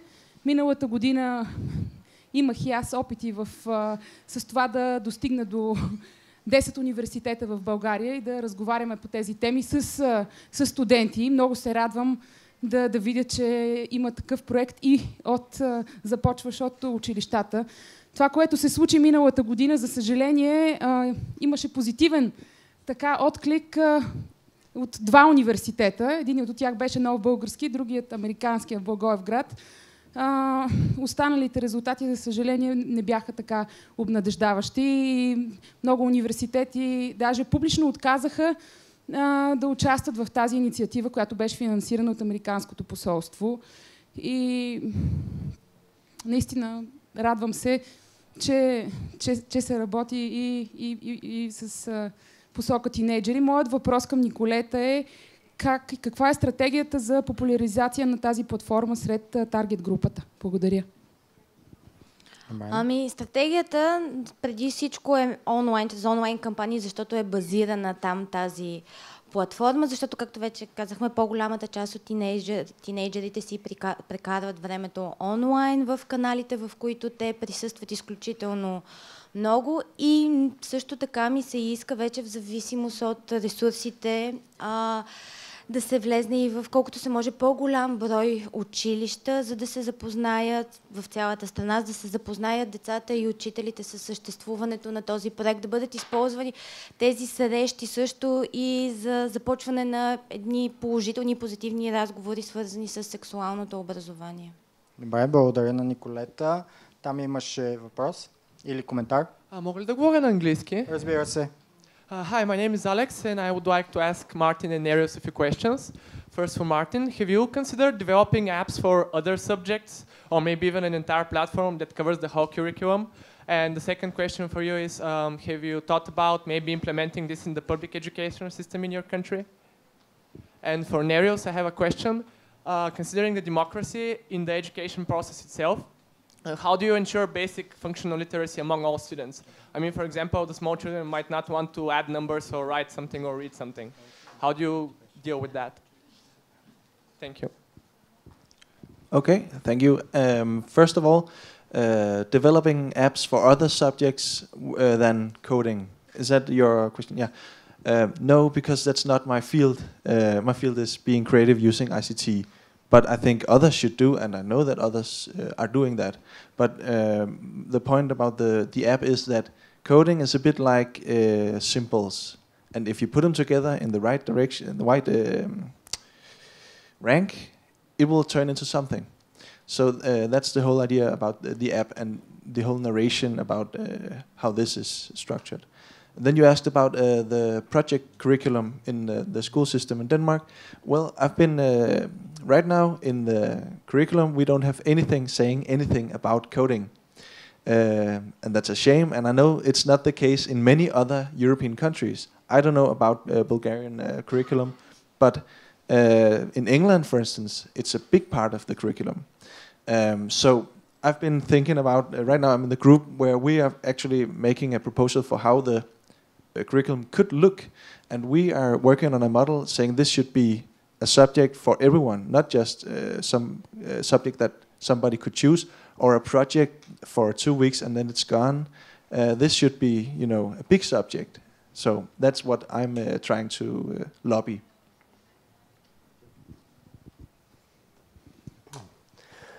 Last week I've been in Germany, Leipzig. I visited a democratic school in Germany, and for example, it was I visited few classes in primary school, and students was playing chess with teacher, and I thought, what were you doing? And actually, it was English lesson, and students wanted to play chess in English lesson. So teacher said, okay, but so we play chess, and he said, let's only one rule: we should speak in English. So we spoke in English. He explained how to play chess and how to make moves and about analytic thinking and so on. And when students turn in German language, he started to speak a little bit about emotions and about communication that sorry, I won't explain in English, but I believe if you will speak in German, because so it was a lot of subjects covered in playing game. What student choose to play at that moment, and teacher, we don't need him to stand in front of students. He should be mentor and help students to grow. He should be next to the student, and it works. And I've been in UK in oldest democratic school in Europe. It's Summerhill, 95 years old. It's first democratic school in Europe, and it work the same happy students. The problem is that until 12, 13 years old, we push them to sit in the table, next to the table, to learn subject. This is alarm, now you're going to another subject, now to another. And when you are 9, 10 years old, you want to play game, experience, do projects, do practical things. And by age of 13, you starting to think, what do you like, what you want to do after the school, and you're trying various things and you deciding where to go deeper. And when you choose, for example, I want to make video, I want in this art, and then you see what you need to learn to enter a good university, and you're learning these things because you have motivation inside, and you're learning faster, you need less hours, and you remember, you know, it's not like us, 80% information we're forgetting after we leave the school, because we've been pushed to learn it. Thank you, Nerys. Вие имахте въпрос. Един микрофон дали може? Само секунда, изчакайте. Добър ден, благодаря ви. Първо да честитя 1 юни на всички деца и на всички, които не са загубили детското в себе си. Казвам се Димитър Папукчиев и съм... Малко микрофона по-близко до устата, за да преводачите. Да, и казвам се Димитър Папукчиев и съм представител на МГЕРБ София. Имах удоволствието и по-скоро честта, отличен опит да уча в демократично училище, primary school и предучилищно, като опита, който добих, е безценен, който ще оставя за мен през целия ми живот. Даже смея да твърдя, че знанията, които придобих тогава, са съпоставими с тези, които получих в висшето си учебно заведение. Например, изучаване на английски. Когато изучавахме английски език, по-скоро преподавателът гледаше с това да привлече нашия интерес и да ни накара да работиме, да учиме с удоволствие. Затова пускаше музика, Beatles, Iron Maiden за някои, и по този начин ни стимулираше с текстовете на такива велики изпълнители да научим езика. И така че тогава научих английски език. Като цяло също така искам да благодаря за страхотната конференция. Много ме въодушеви такива представители на социалното предприемачество да дойдат в нашата страна и да предадат своя опит, защото има нужда да заработи както предприемаческата култура, така и социалното предприемачество, което е един висш пилотаж на предприемачеството, защото едно е да работиш като предприемач за печалба, друго е да работиш и за печалба, и за обществено благо. Това от мене. Благодаря ви за вниманието и отново ви пожелавам честит празник. Благодаря ви. Там имаш човек, който иска да...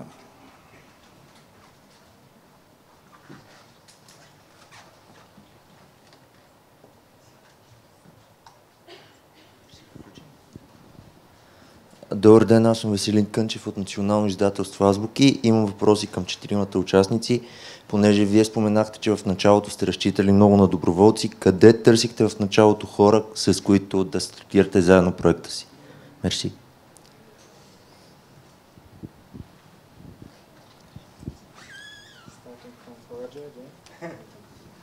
Yes, so when I started, it was just an idea. The first person I actually spoke to, it was at an innovation hub. So in Tanzania, it was very new as well. In Tanzania, we have a space called, the name is Kinu, but it's an innovation hub.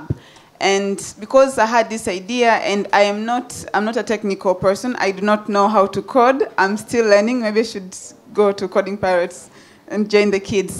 So I approached one of the guys who I knew. He had been working in another project with the World Bank on education. And I was hoping that I would convince him with the vision of what we can do for him to leave his job and work for Sure Direct.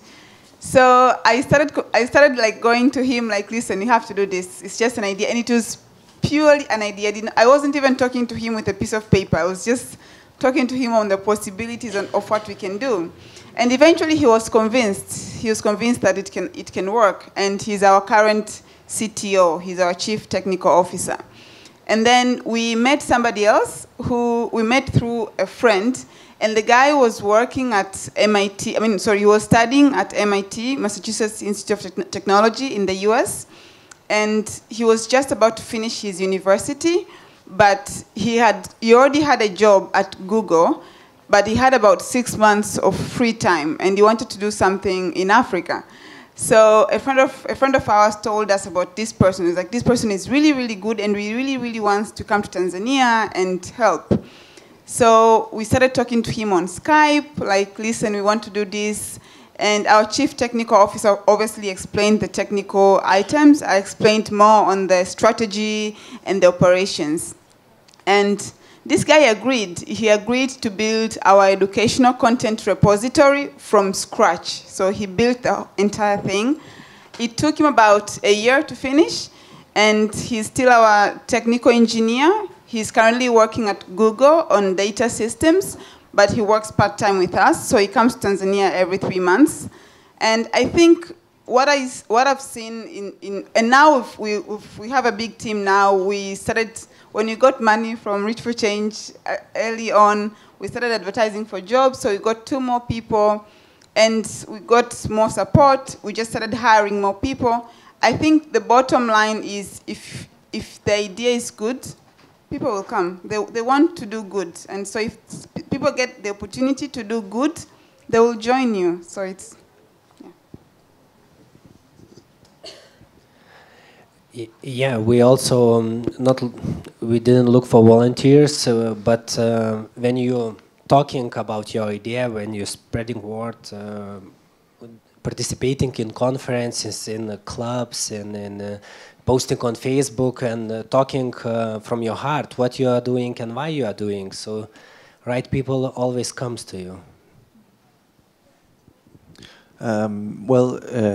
Initially there was only one volunteer in the program, and that was me. And then I blogged a lot about technology and learning, and told about this idea about making clubs. And then I think it was Twitter. I wrote something about we could do this, and then I got some replies, and we were a team suddenly. And that was the way it started. It was primarily engineers and programmers, but I was looking for teachers. So we still have this a bit unbalanced weight of more engineers and coders than teachers. So I'm still looking for teachers right now to bring in the curriculum designs rather than the subject of coding. Аз още не съм стигнала до момента с доброволците, но се надявам близките 1-2 месеца да съм там. Със сигурност това ще са хора, които могат да превеждат добре от английски на български, както и които могат да създават съдържание за уеб. Ще ги търся чрез социалните мрежи, канали на организации като Български дарителски форум, чудесната българска платформа Time Heroes. Освен това си водя един списък, когато започна информационната кампания в края на миналата година. Много хора сами вдигнаха ръка и казаха искам да се включа, и ще се обърна и към този списък, който вече имам. Добре, благодаря ви. Може би тук е момента да благодаря. Ние имаме един страхотен екип от доброволци за Reach for Change, за събитията, които организираме тези дни, на които искам да благодаря. Някои от тях са в залата, повечето, и да благодаря и на доброволците на Европейската комисия и на Бюрото на Европейския парламент също, които много помагат. Други въпроси, коментари? Аз между другото, докато мислите, there is some people from Reach for Change in the room. So we have some colleagues from Russia, and we have one colleague from the Swedish office, Richard and Evgenia. So I would be happy if they wanted to share some comments, just to put more international dimension to our discussion. So it's a surprise, but I can see that Evgenia, or maybe Richard, here. Here. Yes. So if they want to say a few words about the whole. Is there anything you'd like me to say?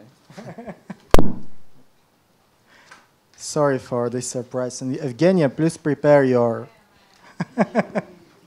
Is there anything you'd like me to talk about particularly? No, just if you have any comments about everything you've said or something else. Yeah. Okay.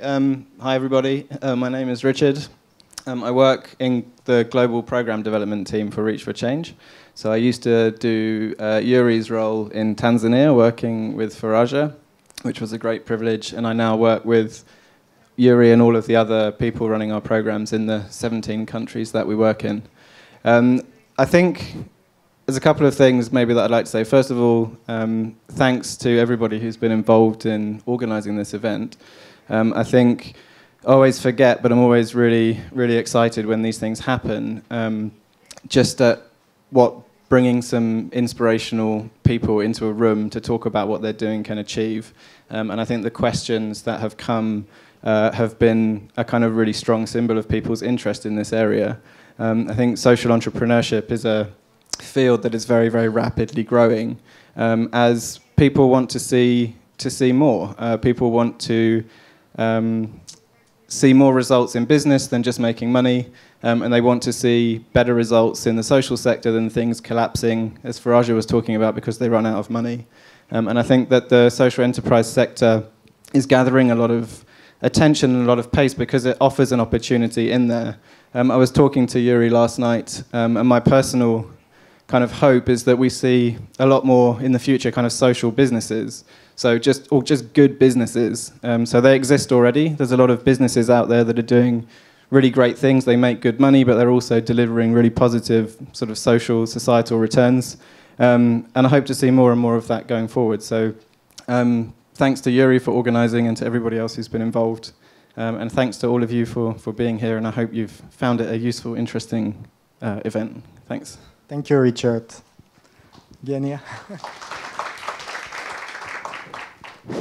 Hi everybody, I just arrived from Moscow and I'm Yuri's colleague and I work with Russian social entrepreneurs and sometimes with our Kazakhstan friends as well.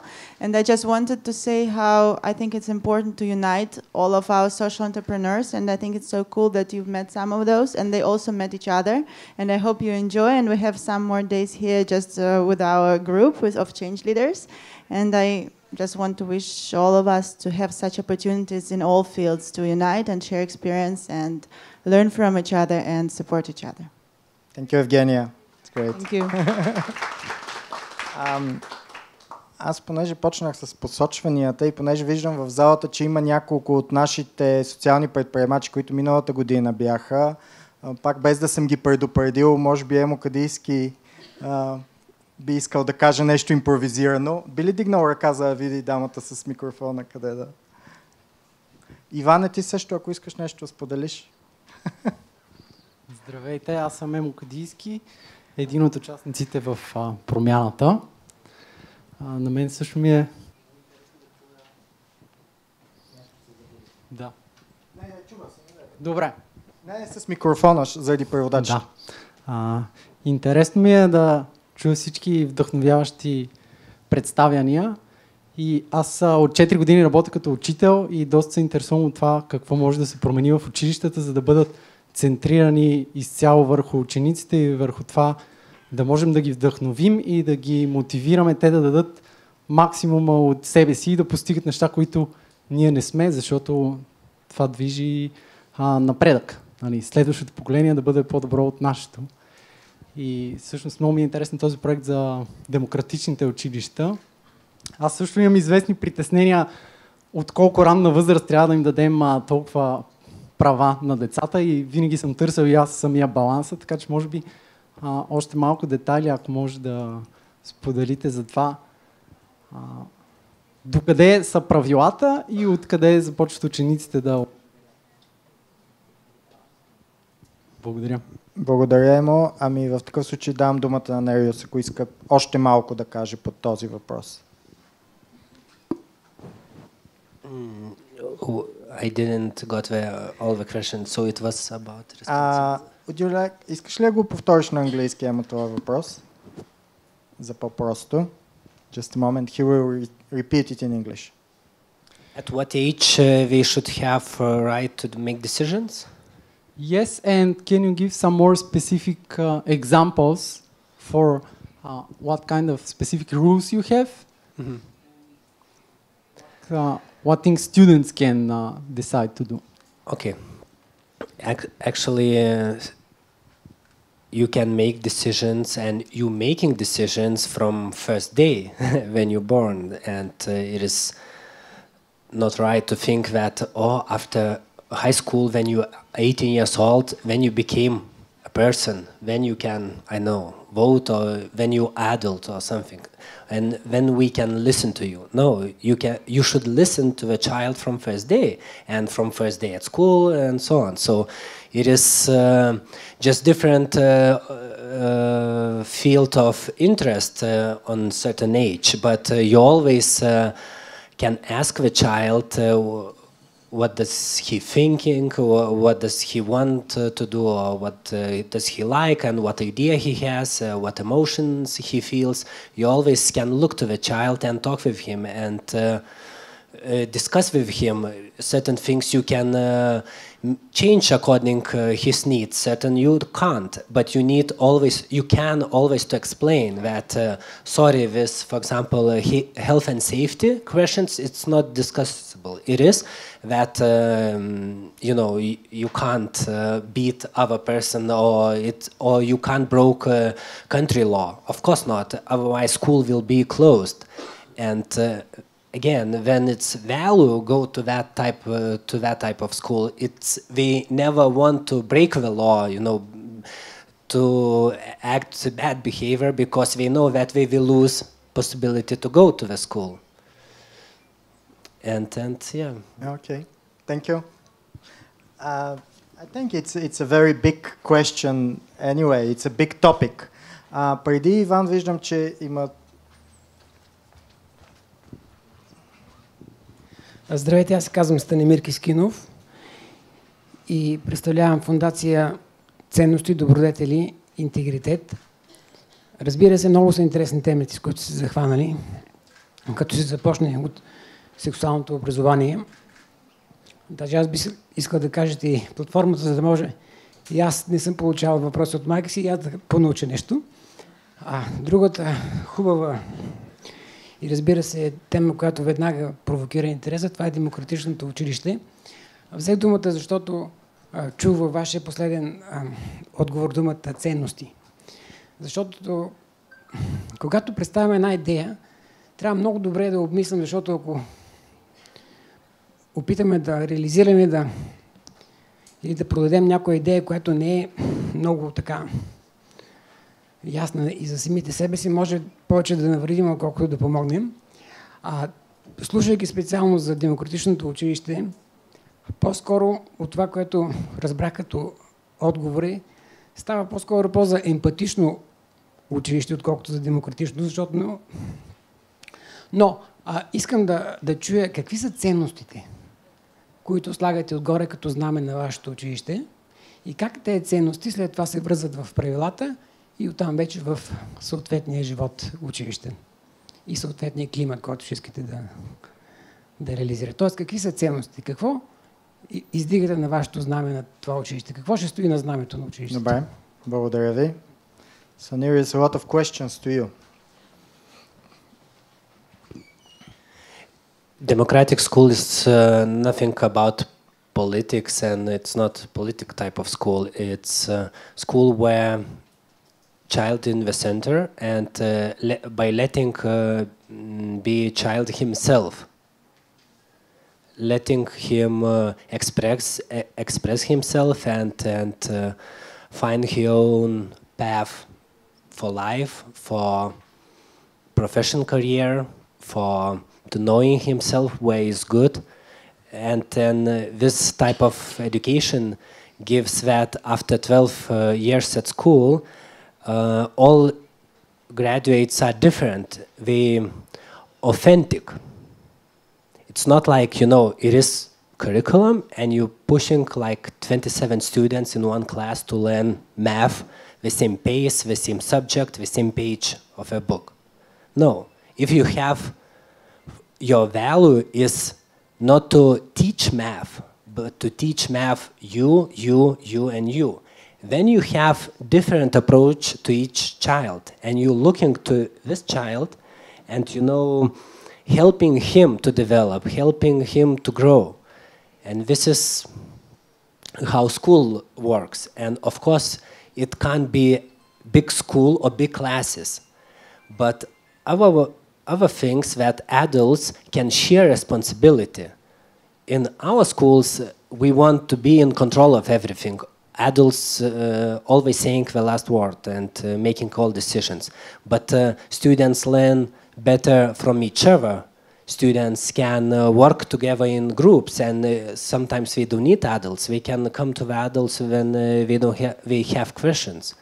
So it is, if you have if your main idea is to look to the child, and each child is different capabilities, different person, and help him to grow, and then you will find a way how to do it. Okay, thank you, Nereus.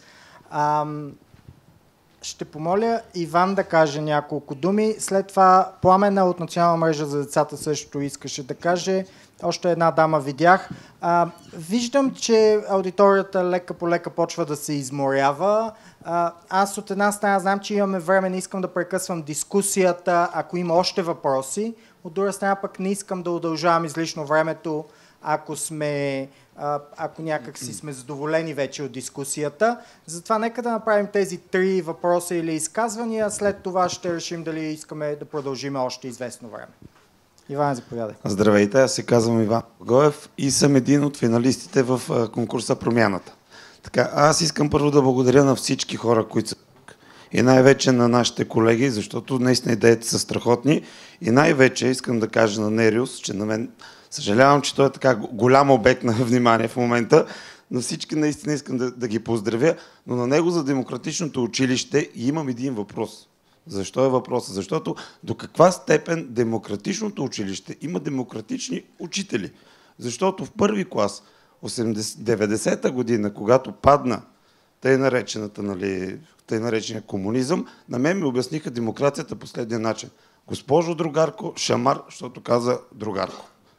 И аз го получих този шамар, не разбрах защо го получих, след това го разбрах. И е страхотна идеята за демократично училище, защото след това те ми казаха, няма да учиш езика, който ще искаш, това беше в 6-ти клас, а ще учиш, който ние ти казваме. Няма да учиш английски или руски, а ще учиш френски. Лошо няма, но аз исках да уча руски, ама никой не ме чу. Затова, че поздравление и ще се видим по-късно. С вас и ще си поговорим повече. Благодаря. Добре, преди да дам думата на Нериус, Пламена, ако иска да се включи.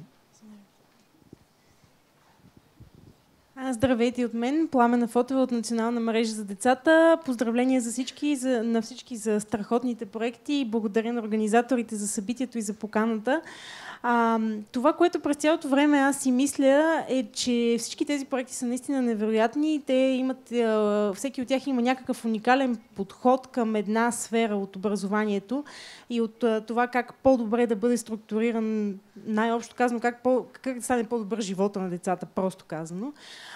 И това, което мен ме тормозило винаги е, че наистина има движение от хора, има отделни проекти и всички те са страхотни, но като че ли на системно ниво нещата, разбира се, стават по-бавно, но и по-трудно се достига до тях. Тоест всички тези ваши проекти предполагам, че са се сблъсквали с вашите системи във вашите страни. Големия ми въпрос и мисля, че въпросът за всички страни е как може тази промяна наистина да бъде доведена до системно ниво. Защото е страхотно, че имаме демократично училище като модел или някакво друго училище. Например, ние се опитваме да пилотираме общностните училища като модел. Но защо да имаме отделни модели? Защо просто наистина образованието не е такова за всички деца? Защото така ще стигнем до максималния брой хора. Та въпросът ми е всъщност как се случват нещата при вас във вашите държави? Срещате ли трудности? Срещате ли приемане? До каква степен? Мисля, че трябва повече да мислим за това как нещата да станат системни, а не като отделни усилия. Благодаря. Страхотен въпрос, благодаря, Пламена. Ще ви помоля и вие да зададете вашия последен въпрос или коментар. Имаше... Да? Здравейте. Аз само исках да кажа, че да в България... представете се, аз съм Антонина. Да. Исках да кажа, че в България има всъщност функциониращо демократично училище, то просто не е признато от българското министерство. В смисъл, че има опит и е положителен. Всъщност това е отново въпроса как променяме системата. Да, Благодаря. I think that was a very important question, the last one, and maybe it could be a very good final of our discussion.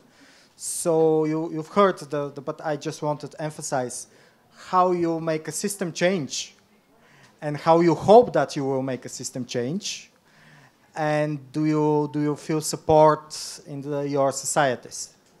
So please, it could be something also like a final conclusion of everything you've said. I think it's good. Thank you. Yes, I think that is very valid. And when I started Schule Direct, that wasn't an obvious thing that perhaps we could change the system. I was just trying to do my part, and hopefully the system will change by itself. And then I joined the Reach for Change incubator, and for Reach for Change, it was very important that we start thinking bigger. We start thinking of how can this one idea or one project ignite the change at a bigger scale, at the national level. And I think that really helped me to start thinking of who to engage, because that was very important, the right stakeholders, and who to really lobby for them to understand our idea. And as you can guess, the first people who resisted the idea was the government. The Ministry of Education didn't really think that this is something that Tanzania needs or could even work in our market. And so it was a task. The first task was to really convince them. But again, the good thing with having to convince people like the government, you really have to prove that it has to work, or you have to prove that it can work. And that was a challenge because it's, there's stereotypes with technology, there is fear, I think. It's mostly like phobia when it comes to technology. And yes, I mean, like you think of a person who is like 660 and you're trying to explain to them that you can actually learn on a computer or on a phone, and you can learn in 100 ways. You don't have to learn in one way by sitting in the classroom. And so I think what we did is we created messages for each stakeholder. For the government, we had a very clear message that this is actually helping you deliver your promise of quality education, because the government has promised that they want to deliver quality education to their children. And so we're just part of that initiative of the government. We're actually their partners. We are not trying to be their enemies. We're actually helping them. And so going to the ministry with that idea that we're trying to assist, and we're actually looking for their guidance, even though we're not really looking for their guidance, but yeah, we have to say that. But then that is how it works. I think identifying the right stakeholders and getting to know the value that you're bringing forward for each stakeholder is so important, and the value that that stakeholder can give you. And so it's really an exchange. It's what Martin said earlier, it's the fake friends. You give something and you get something in return. And so you have to find, what am I giving to this stakeholder? If it's the government, what am I giving to this government? And what can the government give me? If it's the private sector, what can I give the private sector, and what can the private sector give me in return? And I think that has been the approach when it comes to the systemic change. So we know what we want, and that we want technology to be used for learning. We want people to be able to learn anytime and anywhere in Tanzania. But starting from that core mission, we then created singular missions for each stakeholder. And I think in that way then we involve the majority of players in the education system. And for us, for instance, earlier this year in January, we signed a memorandum of understanding with the Tanzania Teachers Union. It was such a highlight for us, because this is a trade union, but they're really catering for the professional development of teachers. And the reason why they really want to work with us, because they really want to support their teachers with ICT. And so initially we did not think of them, but then when we started thinking of the overall systemic change, they came into the picture. And now when they came into the picture, the government even listened to us more. They're like, who are these people? How did they get to work with the union? And obviously the union, as in most countries, they're very powerful, and the government tend to be responsive to them. And so, but then we don't position ourselves as enemies. We want to work with everybody who is working in the education system because we want to create the holistic change. And that is the best way to do it, just creating a system where everyone can come in with small bits and achieving the whole picture. And if these are my final remarks, I really want to emphasize on the issue of support and mentors. Is something which I think most startups, if there are startups here, can relate. When you're starting, when you're very young, you need mentors. I joined, I think, a number of incubators to just try to really understand how I can do it. And there was, yes, Reach for Change, where I joined later. At that time, Richard was the country manager. And so mentors are very important to just guide a social entrepreneur through. I did not know all of these things that I know now if it was not for mentors. So it's like I picked different brains over time, and then all of their brains, I combine them to be one thing that can make us sustainable and have more impact. Thank you.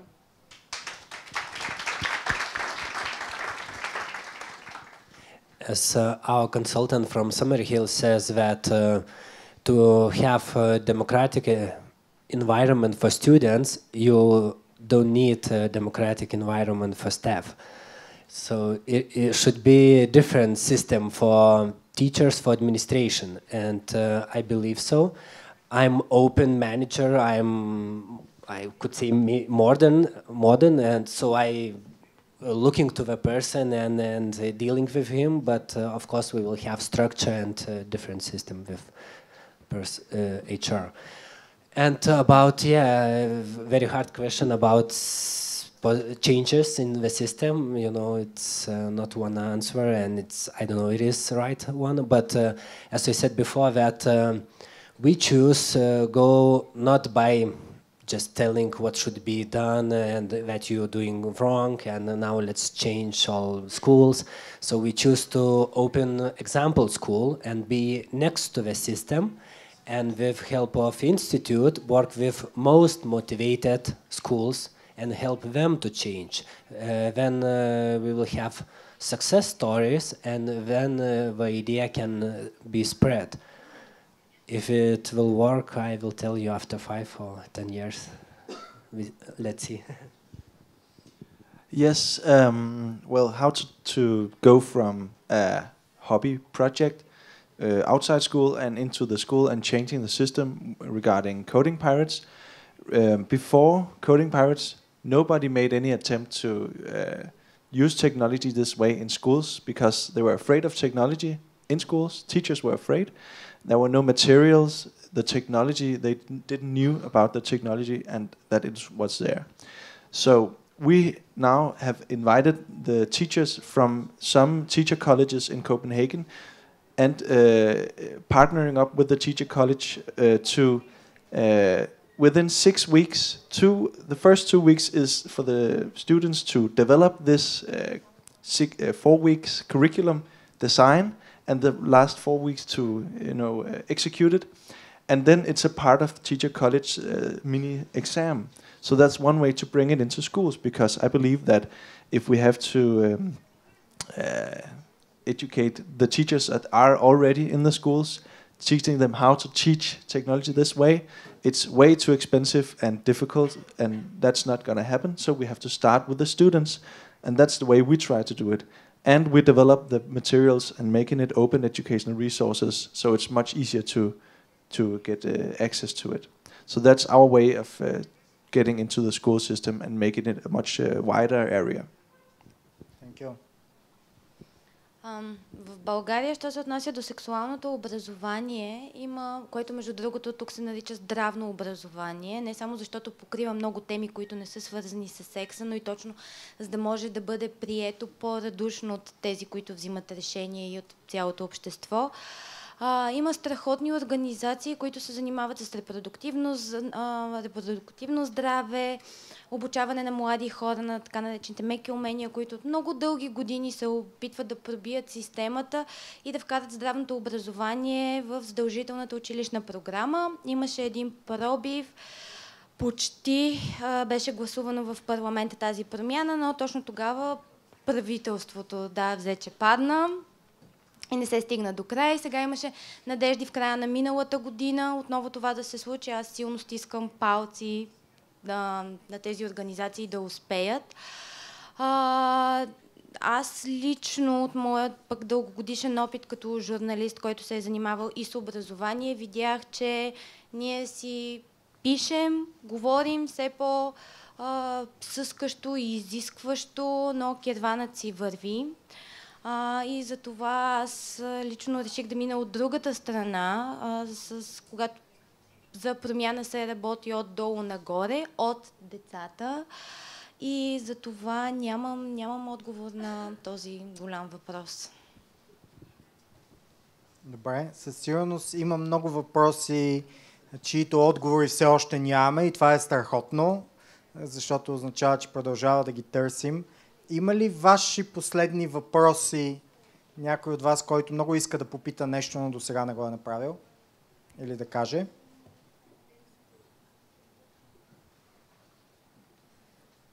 Добре. Do you want to say something at the end? Something final or comments or no? Добре. Което означава, че ще приключим по-рано.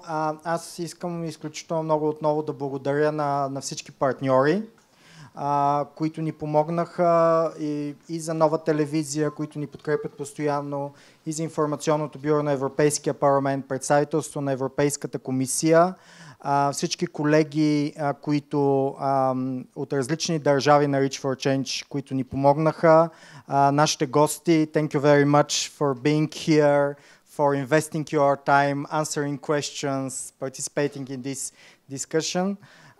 Благодаря на всички вие, които бяхте тук. Искам да благодаря още веднъж на нашите доброволци, които носят микрофони, записват дискусията, посрещат гостите и правят още много други неща, които са важни за нас.